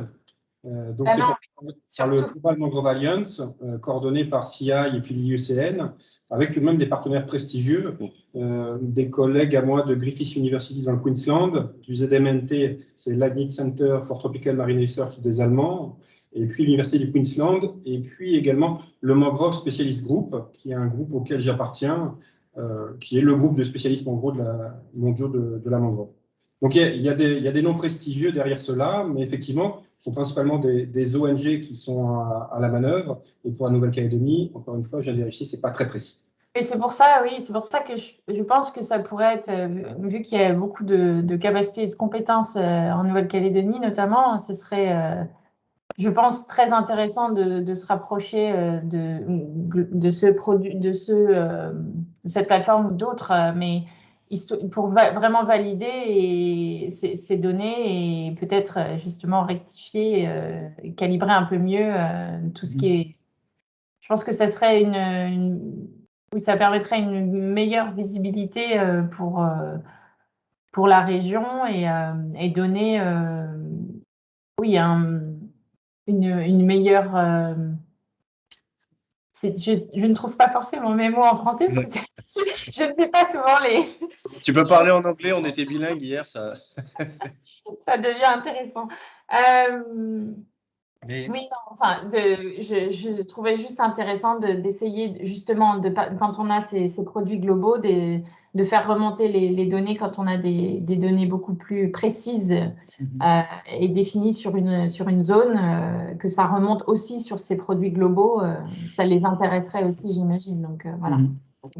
Et Flora, Marc Espinois de basé en Calédonie, en fait, l'idée, et comme je fais partie effectivement de Geodev NC, et du groupe TEIA, l'idée avec ce qu'ont développé l'unité Espace Dev à Montpellier sur Madagascar et autres, c'est d'adapter cet algorithme-là à différents contextes dans le monde, et notamment en Calédonie. Ça va être fait l'année prochaine. Donc, normalement, si tu veux, et en plus, on va avoir un VSC qui est Pierre Odisio, qui est connecté, là, que Thibaut connaît bien. et qui a déjà travaillé un peu sur les chaînes de traitement et qui va arriver début janvier là-dessus pour la mise en place de cette chaîne et la validation. Donc, si tu veux, en fin de prochaine, on va peut-être avoir quelque chose qui pourrait être adapté à la Calédonie.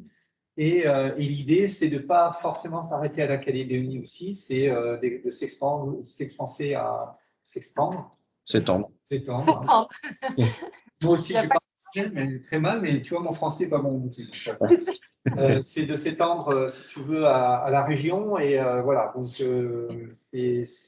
on y arrive tout doucement, mais comme le disait Thibaut, on a besoin de compétences locales pour valider tout ça et d'un peu de temps. Voilà.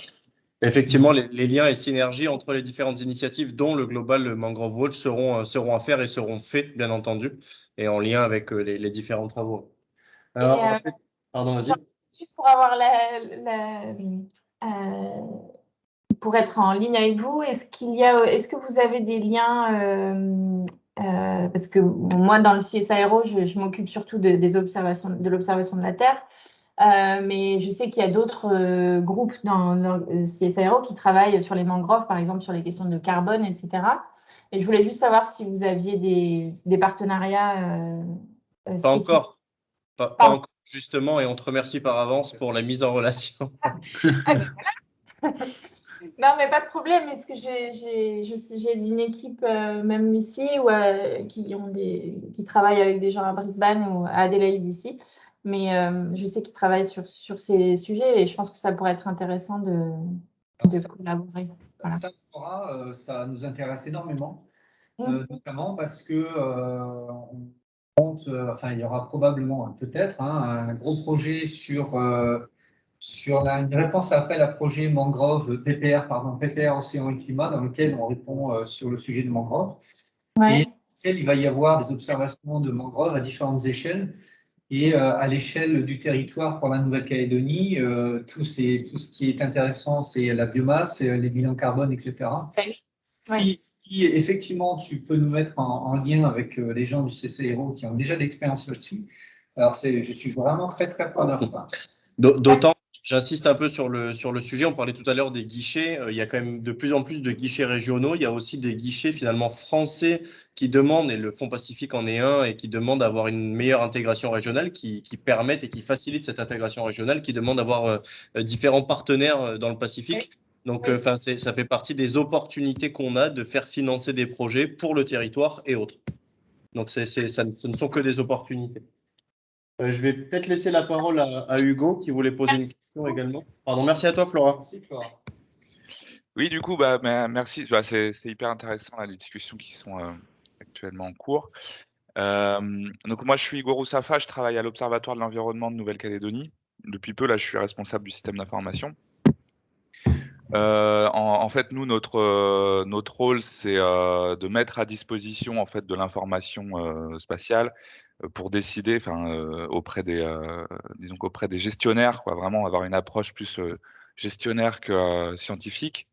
Donc, on se sert beaucoup de données ou de méthodes scientifiques pour avancer sur ces questions-là. Et donc, déjà, je te remercie parce que le travail que vous avez fait et puis la présentation que tu as faite était excellente. Moi, j'avais simplement deux petites questions plutôt, plutôt précises et techniques. Concernant donc les codes sources dont tu parles qui sont disponibles, j'ai un peu regardé là sur Internet, j'arrive pas à retrouver votre Oui, votre pourrais, espace GitHub. je pourrais envoyer un mail à Marc avec l'espace guide pour que vous accédiez à l'ensemble des dépôts qu'on a fait sur le GitHub. Comme ça, vous aurez accédé à tout. Ah, ça serait super. Ouais. Et la deuxième question, elle concerne plutôt votre architecture, l'infrastructure en fait que vous avez en place pour mettre à disposition ces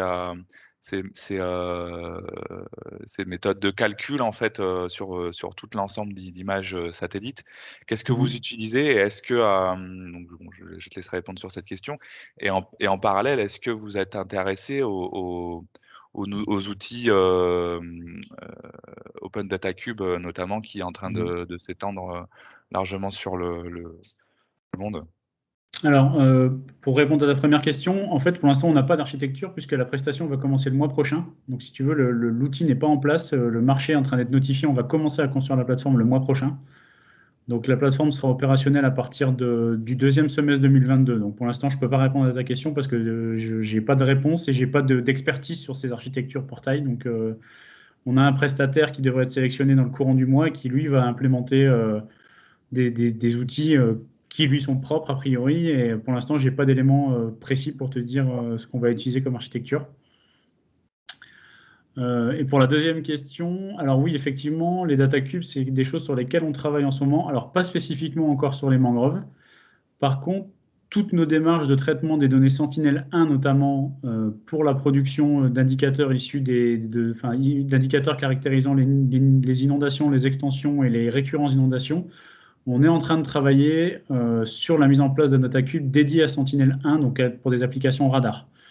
Ça, on le fait en collaboration avec l'INPI, qui est en fait l'équivalent du CNES au Brésil, puisqu'en fait, à la base, ces données Sentinel, elles sont issues d'un projet qui est en collaboration avec le Brésil sur l'Amazon. Et en fait, on a détourné finalement ces applications pour travailler sur d'autres thématiques, dont la mangrove. Et en même temps, on a, avec ses collègues brésiliens, des travaux en cours sur des data cubes dédiés cette fois-ci à Sentinel-2 pour la production d'indices. Et c'est des choses qui sont en train d'être développées. Donc effectivement, sur les données Sentinel, la notion de data cube elle a du sens puisque c'est des données qui sont disponibles en masse avec des volumes importants. Par contre, tous les volets qui sont liés à de la THRS, donc la très haute résolution spatiale, ce pas des démarches qui s'implémentent dans des data cubes puisque finalement, ces données qui sont en très haute résolution, elles sont marginales par rapport au volume total des données qu'on a, puisque que ce soit Pléiade ou Spot 6.7, même si on a des accès libres via Dynamis, c'est jamais des accès en série temporelle. Si on a une image saisonnière pour travailler sur les sites sur lesquels on veut, donc on va dire 2 images par an, c'est déjà beaucoup, que ce soit en termes de budget ou en termes d'ennuagement. Donc voilà, on n'est vraiment pas dans des approches DataCube en très haute résolution spatiale. Donc vraiment, c'est deux approches finalement qui se complémentent dans ce qu'on fait entre la haute résolution Sentinel et la très haute résolution. Sentinel via des DataCubes, oui. La très haute résolution spatiale, non. Je te remercie pour tes réponses. Après, j'avais juste une petite remarque concernant le fait d'utiliser la disponibilité de systèmes globaux comme Global Forest Watch ou Mangrove Watch. Et en fait, pour nous, c'est un peu... faut prendre ces outils pour ce qu'ils sont, quoi. Clairement, ils sont pour nous, en tout cas, ils sont complémentaires à vos approches beaucoup plus localisées, finalement. Et notamment dans nos démarches opérationnelles où en fait on va exploiter ces ressources-là, ces données-là en avance. Ça va être plus simple pour nous de les exploiter pour identifier par exemple des pertes forestières et ensuite faire de la précision avec d'autres outils, soit internes, soit d'autres services. Mais je pense qu'il ne faut pas faut pas les oublier, ça reste quand même des outils intéressants. Ah non, mais évidemment, ça, je suis tout à fait d'accord. J'oublie absolument pas ce genre d'outils. J'insiste juste sur le fait que on a des démarches qui sont sur des philosophies assez différentes, et quelque part, c'est une façon aussi de dire qu'on a une existence qui est importante, parce que on pourrait, il y a beaucoup de gens qui ont tendance à dire que maintenant qu'il y a ces produits issus d'intelligence artificielle à des échelles globales, finalement, il n'y a plus rien à faire en télédétection, il n'y a plus besoin de faire de la recherche, puisque de toute façon, des produits globaux existent, à quoi bon? Ben, en fait, si, des exemples comme des initiatives à une échelle calédonienne avec des données globales qui ne sont pas de bonne qualité et des besoins qui sont beaucoup plus spécifiques que ce qui existe montrent bien qu'il y a un besoin de développer des méthodes avec d'autres types de données. Donc évidemment, on est complémentaires. Il y a absolument pas, je renie absolument pas ces produits, hein. Je suis le premier à les utiliser pour entraîner des algorithmes, pour comparer, pour essayer de valider des sorties que j'ai sur mes algos. Donc je ne vais pas du tout les renier, au contraire. Mais moi, je dis prudence, parce que c'est très sexy les produits globaux, mais si on les prend sans avoir qualifié ces produits et qu'on s'en sert directement, bah, ça peut mener à des choses qui sont parfois assez médiocres en termes de qualité, et souvent parce que le produit à la base n'est pas adapté à un besoin. Simplement, on utilise un produit global qui ne correspond pas à ce dont on a besoin au départ. Mais ce n'est pas du tout que le produit est de mauvaise qualité, c'est simplement qu'il est ce qu'il est, il a une utilisation, et qui, en étant global, il n'est pas forcément dédié à toutes les utilisations et à tous les utilisateurs. Donc c'est ça qu'il faut aussi avoir en tête. On en revient toujours et très rapidement finalement à la sensibilisation des utilisateurs comme par rapport aux données, produits et services qu'ils utilisent en fonction de leurs besoins. Donc c'est bien qualifier le besoin et mettre en face effectivement les produits et services disponibles. Je vais juste donc rebondir, il y a Flora qui nous fait un commentaire. Effectivement, elle peut aider si besoin sur tout ce qui est Open Data Cube du côté Australie entre CSIRO et même faire les ponts avec Geoscience par exemple. On a eu notamment hier une présentation intéressante de Digital Earth Pacific. Ça fait partie des plateformes aussi sur lesquelles il sera intéressant pour nous de se brancher demain si on a quelque chose qui est validé à une échelle régionale. En tout cas, ça reste l'objectif. Et j'avais une autre remarque, mais que j'ai oubliée, bien entendu, sinon c'est pas drôle. Donc, je ne sais pas s'il y a d'autres. Ah si, pardon, excusez-moi, on a eu une intervention aussi sur Dynamis en side event, c'est bien, on recite tous les sujets en un atelier, j'aime bien. Comme quoi les sujets sont quand même d'intérêt. Petite précision, alors Dynamis n'est peut-être pas encore prévu pour. Nous, on a fait remonter l'info, en tout cas, j'ai resensibilisé l'auditoire, dont Jean-François Faure de Dynamis, du bureau exécutif, sur cet aspect. Les institutionnels ont droit à des capacités de revisite de l'ordre de 8 jours sur une zone avec l'application de la licence UIA. Ça veut dire qu'on est largement capable de disposer de séries temporelles THRS tant que Pléiade 1A, 1B est encore en l'air. Donc ça veut dire qu'il nous reste encore peut-être 1 ou 2 ans pour avoir des données, s'il le faut, tous les 10 jours sur toutes les zones qui nous intéressent. C'est faisable et on reste à des tarifs de 1,80 € du kilomètre carré. Je ne parle que de la donnée brute, mais on est quand même dans de la capacité opérationnel qui est finalement très peu connu, que ce soit en Calédonie, mais également en métropole. En tant que reseller officiel Airbus, je peux en parler. On communique pas assez dessus. Ce sont vraiment des choses pertinentes pour lesquelles on peut qualifier des produits et services et on peut avoir accès à des séries temporelles THRS sur un pas de temps donné. Le satellite n'est pas en l'air ad vitam, mais il faut en profiter tant qu'il est encore là. Et on peut aller jusqu'à des images tous les 10 jours avec application de ces licences. Donc, c'est important à considérer, notamment dans le cadre de projets, si on veut en mener sur le territoire calédonien. Les ayants droit sont tous les institutionnels français. Voilà, c'était le petit complément sur le sujet. Est-ce qu'il y a peut-être encore des réactions, des questions dans la salle ou dans l'auditoire? Alors, je vois que Flora est en train d'écrire. N'hésite pas à prendre la parole si tu veux. Oui, pardon. Attends. Vas-y, Flora.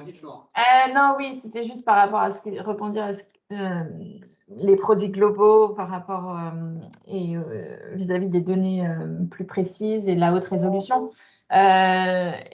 Évidemment, je pense qu'il y a des usages très différents. Donc, notamment, les produits globaux sont utiles pour, bien sûr, il y a tous les pays et territoires qui n'ont pas accès à des données nationales, et notamment dans le reporting des SDGs, des objectifs développement durable. C'est très utile pour eux d'avoir, et pour les agences de l'ONU, de pouvoir comparer des choses, mais tout en gardant, et c'est un point qu'on fait, qu'on a toujours cœur à faire dans CEOS, qui est le Committee on Earth Observation Satellites, c'est de toujours faire en sorte que les utilisateurs puissent valider ces données d'une façon ou d'une autre, soit par d'autres données nationales, soit par des données in situ et d'autres types de données. Mais il y a aussi un autre point important, c'est la continuité, ce que disait Jean jusqu'à maintenant, pour toutes ces données comme ces grands programmes nationaux, Landsat, Sentinel et d'autres, c'est aussi la continuité dans le temps et le fait que ce soit automatique, qu'on ait des données répétées. Ça donne une garantie extrêmement importante pour certains projets qu'on ne peut pas forcément avoir avec des données de très haute résolution, aussi parce que la quantité de données ne devient plus gérable. Donc voilà, je parle des besoins différents. Quand on fait quand on a un projet sur une zone en particulier, si on peut tout avoir, c'est génial d'avoir des données de haute résolution plus pour essayer justement de comparer les données. C'est aussi des choses intéressantes et c'est ce qu'on essaye aussi de faire avec l'Open Data Cube sur certaines plateformes, c'est de pouvoir comparer l'apport des données, quoi. Voilà, c'est tout. Merci. Merci Flora. Cyril, est-ce que tu veux peut-être intervenir sur ces différents sujets ou pas de remarques spécifiques? Pas forcément, non. On a tout de même eu une petite expérience de l'utilisation de la très haute résolution dans un projet CNRT avec Boucham en 2011-2012. On sait que sur le territoire, ça peut effectivement être un plus de combiner les approches, à la fois de la cartographie globale et puis effectivement de la très haute résolution. Mais travailler en partenariat avec combiner les approches, c'est une bonne chose pour le moment du territoire. Ok. Marc, je ne sais pas si tu veux apporter des compléments, si on peut peut-être, si on respecte un peu le timing, il nous reste 10 minutes, on a commencé très en retard, je vous l'accorde, je vous le concède. S'il n'y a pas de remarques particulières, on peut peut-être arriver tranquillement à la conclusion et à la définition donc d'actions éventuelles, que ce soit court, moyen, long terme. Je ne sais pas si tu as pris déjà des notes, Marc, sur les sujets.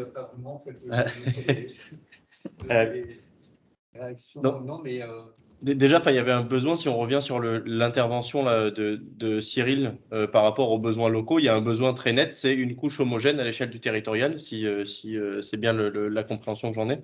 Donc la notion d'homogénéité est importante. On dispose en Calédonie d'une couverture, alors c'est assez récent pour ceux qui ne sont pas au courant, d'une couverture Pléiade, donc 50 cm submétrique à l'échelle spatiale sur toute la Calédonie, y compris les lagons, y compris les terres émergées, pour le coup qui a été acquise sur 2020. Donc c'est une couche c'est un set de données qui permettrait de générer une couche homogène sur une thématique comme les mangroves. Ces données ont été acquises sous licence UIA. Pour rappel de cette licence, ça veut dire que quand un utilisateur les finance, n'importe quel autre ayant droit y a accès gratuitement. Donc ça veut dire que la quasi-totalité des gens dans la salle peuvent me contacter, récupérer les données gratuitement avec un disque dur. Elles sont sous une licence de réutilisation, quoi. Donc ça, c'est un point intéressant. Ça pourrait peut-être aider dans la recherche et finalement de financement ou peut-être être inclus dans un projet global. Les données, on en a. Je pense que les données in situ, on commence à en avoir pas mal. Là où le bas blesse très souvent, ce sont les financements finalement. Donc si on tape dans les bons guichets avec les bons projets, on peut intégrer le traitement, je pense, de ce type de données, en tout cas dans un sens thématique. Je ne sais pas ce que tu en penses, Marc, dans les perspectives de projets potentiels locaux et régionaux. Oui, tout à fait. En fait, ce que j'ai le plus noté, c'est effectivement les besoins de données, l'acquisition de données, mais pas uniquement des données spatiales, mais aussi des données terrestres. On va avoir besoin de tout ça et il faut capter tout ce qui a été déjà fait, même pas mal de choses. Etc. Alors, je pense qu'il y a une bonne dynamique cette année qui va perdurer, je pense, les 2 années et il va falloir si on a des liens avec le système locaux et bilan carbone et ça peut être intéressant. Globalement, les actions en données, c'est capitaliser, acquérir de la donnée au terrain et faire un 1,80 €, ça peut le faire avec les autres. Je pense que ça peut être un coup, je ne sais pas si on pense, mais dans le projet de faire une enveloppe pour l'achat en main de suivi de sites particuliers à la ministérielle. Je trouve que tu aimes bien le faire, peut-être que je peux le représenter les objectifs du projet.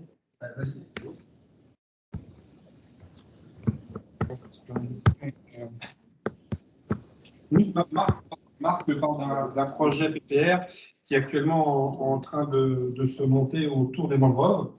Il y aura une réponse commune aux différents établissements de recherche, muséums, IRD, universités, et communes aux Outre-mer.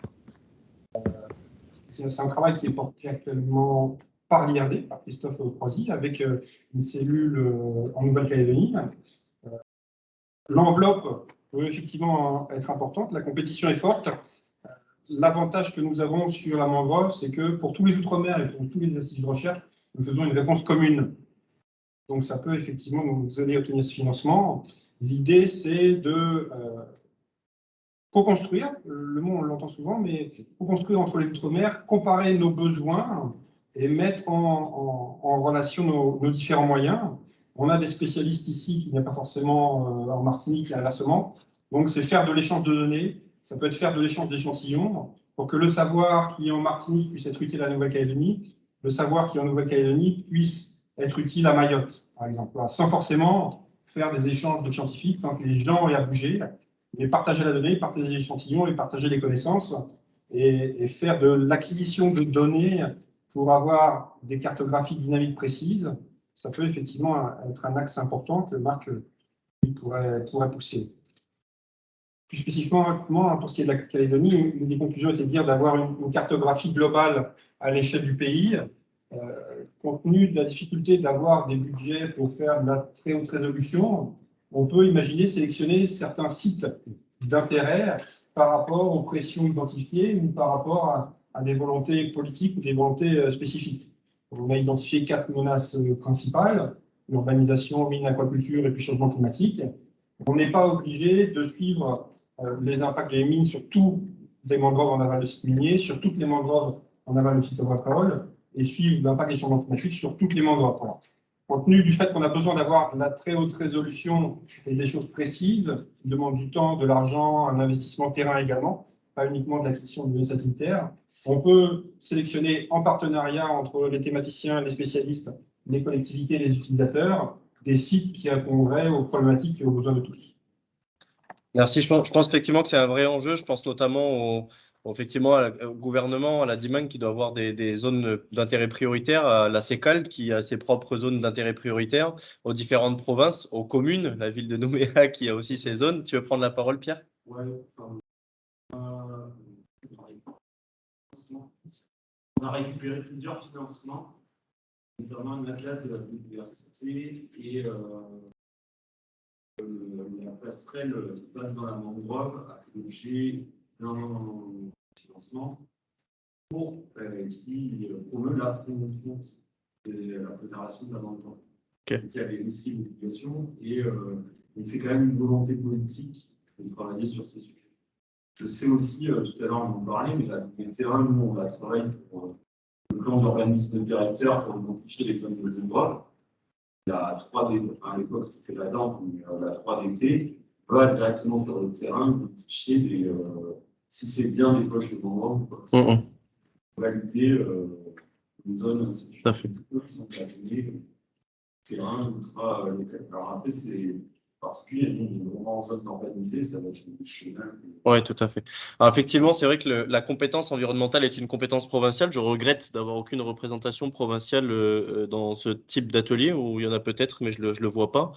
En l'occurrence, il y a des projets effectivement qui peuvent être menés, des priorités encore une fois qui sont à partager. Et s'il y a des données qui sont disponibles et déjà récupérées par certaines entités de par leur projet interne, effectivement partager tout ça plus globalement. Est-ce que, pareil, qu'est-ce que tu en penses, Marc? On pourrait peut-être mener une initiative au niveau du club de la géomatique pour ça, puisque ça reste une notion d'utilisateur et de besoin. Enfin, en tout cas, tous les gens auxquels je pense et entités auxquelles je pense sont de façon plutôt institutionnelle. Donc ça pourrait être une initiative sympa effectivement de sélectionner des zones.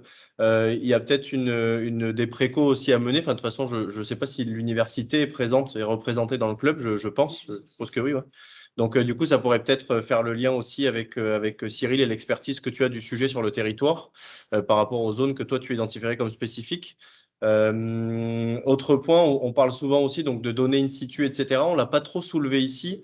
Est-ce qu'il y a, selon vous, et là je m'adresserai à la fois à Cyril, mais également à des bureaux d'études, je pense à Aquaterra, à Pascal ici, est-ce qu'il y a des notions, des besoins d'homogénéité des levées terrain? C'est quelque chose qu'on rencontre souvent en télédétection, où on a une telle hétérogénéité que toutes les données in situ ne sont pas forcément utilisables, où on n'est pas capable de savoir si elles sont ou non qualifiées. Avec un petit peu des informations dans les données, que ce soit la précision, le type de levée, les photos qui vont bien, voilà, les observations, etc. Est-ce que ça serait un travail intéressant ou est-ce que ce n'est pas forcément nécessaire aujourd'hui? Est-ce que l'un ou l'autre veut prendre la parole? Pascal, ouais. Quand on fait des levées terrain pour la mangrove, nous, on a une méthodologie pour ça. Est-ce que c'est une méthodologie standardisée? Ouais. Mais en tout cas, elle est la nôtre. Ce qui veut dire qu'elle n'est pas standard, quoi. Enfin, pas standardisée, du moins. C'est une méthodologie interne. Tu n'es pas allé. Pardon.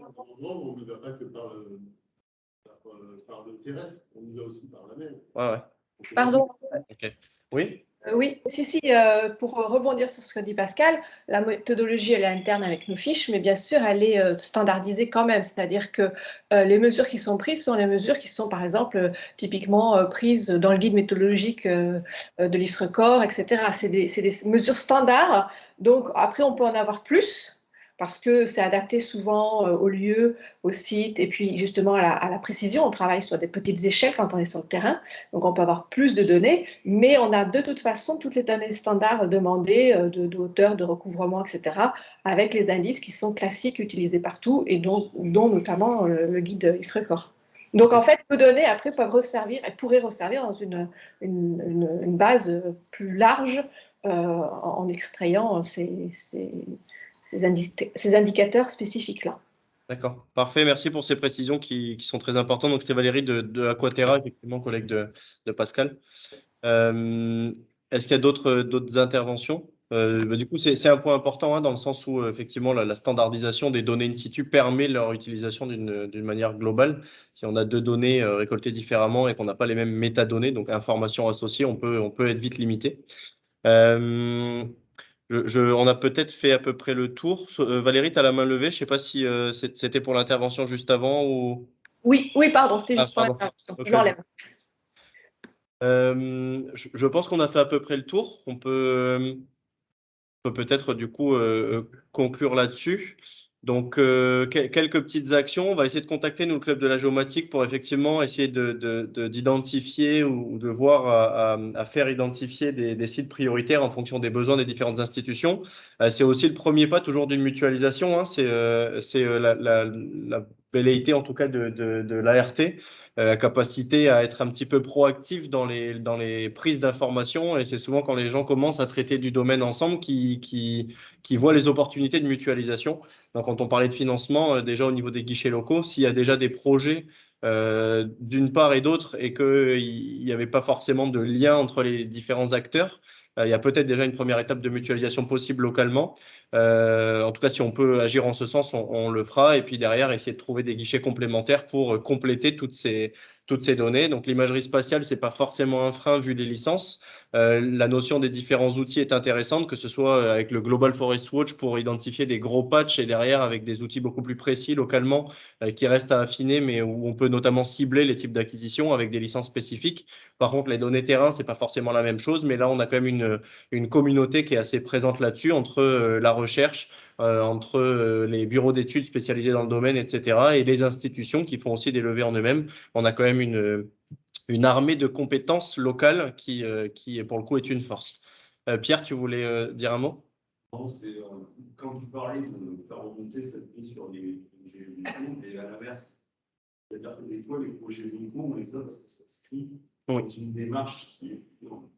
Tout à fait. Si c'est déjà le cas, c'est parfait. Même juste être ça, permettre de lever des fonds. Tout à fait. En gros, ce qu'il avait une vie croisée, on était sur financer l'enquête terrain et après, le résultat. Exactement. Alors, la notion aussi du coup de disponibilité des données, comme je pense qu'on pourra l'aborder à chaque atelier dans les 10 prochaines années, disponibilité de données est importante. Donc, la notion de généricité ou en tout cas de pseudo-homogénéité, puisque c'est standardisé, est importante et a été validée. La disponibilité le sera tout autant. Donc, si effectivement, peut-être lever le sujet au niveau du club, quels sont les types de levées qui sont faits par les institutions ou pour le compte des institutions et quelle est la disponibilité de ces données en suivant? C'est quelque chose d'important. C'est une sensibilisation qu'il faut mener aussi, la capacité de garantir à chaque fois qu'il y a une prestation la livraison des données et non pas uniquement du rapport final. On en parlait hier, je crois. Et c'était d'ailleurs Valérie là, qui soulevait ce point-là, il me semble. Voilà, Thibaut, tu veux faire un petit mot de ça? Juste un tout petit mot par rapport aux données in situ. Je sais que dans TIA, il y avait des discussions qui étaient menées pour réfléchir à la mise à disposition de données in situ. Pas seulement mettre à disposition des données ou des produits de télédétection, mais mettre à disposition des données in situ qui seraient récoltées en lien avec des approches basées sur de l'image. dans le cadre de TEIA. Alors, je ne sais pas du tout si c'est encore en cours, si c'est des choses qui ont été laissées un peu de côté, mais en tout cas, il y avait cette volonté de favoriser la disponibilité des données in situ. Donc, si jamais c'est des choses que vous pouvez faire remonter au niveau de TEIA via les ART GeoDev en disant que c'est un peu le cas de tout le monde, hein, mais s'il y a des gens qui font remonter régulièrement ces besoins, peut-être qu'au niveau de TEIA, il y a des actions qui peuvent être menées pour essayer de standardiser ces données et de les mettre à disposition de la communauté, ce serait bien. Ok. Alors, on va regarder. Est-ce que tu sais, on n'a pas forcément posé, il n'y a pas de CES spécifique dédié au sujet mangrove? On ne l'a pas Ben, identifié. alors justement, il n'y en a pas, mais le TOSCA que je porte 2020-2023, un des objectifs, c'est de mettre en place un CES mangrove. Ok. Donc, Donc, voilà, c'est ça, un sujet ça très devrait. intéressant. Et au même titre qu'on l'a fait pour la sécheresse l'année dernière, ce serait une nouvelle opportunité pour la Nouvelle-Calédonie de s'insérer dans ces initiatives nationales. Alors, CES, pour rappel, ce sont des centres d'expertise scientifique. Donc, ce sont des centres qui, autour d'une seule thématique, rassemblent tous les experts et connaisseurs qui souhaitent et peuvent contribuer à un projet commun. Donc, on a notamment un centre d'expertise scientifique dédié à l'occupation des sols, on en a un sur l'humidité des sols, sur la végétation. Il y a différents sujets qui sont abordés. Il y a un CES, donc issu, il y avait un CES sur l'humidité des sols l'année dernière, on a fait un atelier thématique sur la sécheresse. Et le dernier né, c'est un CES sécheresse auquel du coup la Calédonie est quasi affiliée, ou en tout cas en lien direct de par des projets qu'on mène en collaboration. Et si on peut le faire au niveau de la Nouvelle-Calédonie pour les mangroves, ce serait un réel intérêt. Et je pense que les chercheurs locaux seraient ravis aussi de pouvoir disposer de compétences complémentaires et contribuer activement à ces initiatives nationales. C'est ça. Et pour qu'il y ait un CES qui se lance, il faudra identifier des produits qu'on pourra mettre à disposition. Ça, c'est un peu la condition, c'est qu'on ait des produits identifiés et que rapidement, on puisse commencer à mettre à disposition des produits. Du coup, tu y travailles, on n'aura plus qu'à se brancher dessus, c'est ça? Si vous voulez, on peut faire ça. Ah, pas de souci, on saura co-construire pour reprendre les termes que j'aime bien aussi. Parfait, il est 10h08. Merci à tous. Merci encore très sincèrement à nos deux présentateurs et Cyril en tant que co-animateur également de cet atelier. Merci Thibaut de ta disponibilité un petit peu tard chez toi. Avec Merci à plaisir. chacun des participants, en présentiel comme en virtuel. Les présentations seront mises à disposition dans un second temps. Il est vraiment grand temps de refondre notre site web pour les mettre en accès libre. Mais n'hésitez pas si vous avez des besoins. On a pris un peu de retard sur les différentes années pour ces mises à disposition, mais bien entendu, tout ce qu'on fait est voué à être partagé. Et vous recevrez en tant que participant actif à cet atelier une conclusion, enfin une pseudo-restitution avec un bilan de ce qui a été dit et des actions qu'on propose et qui ont été proposées pour une validation collégiale, puisqu'on reste vraiment dans une notion, toujours pareil, de co-construction. Merci à tous, excellente fin de journée pour ceux qui nous quittent et à tout de suite, enfin à tout à l'heure, là d'ici 20 minutes pour le nouvel atelier pour l'érosion continentale. Merci beaucoup. Merci.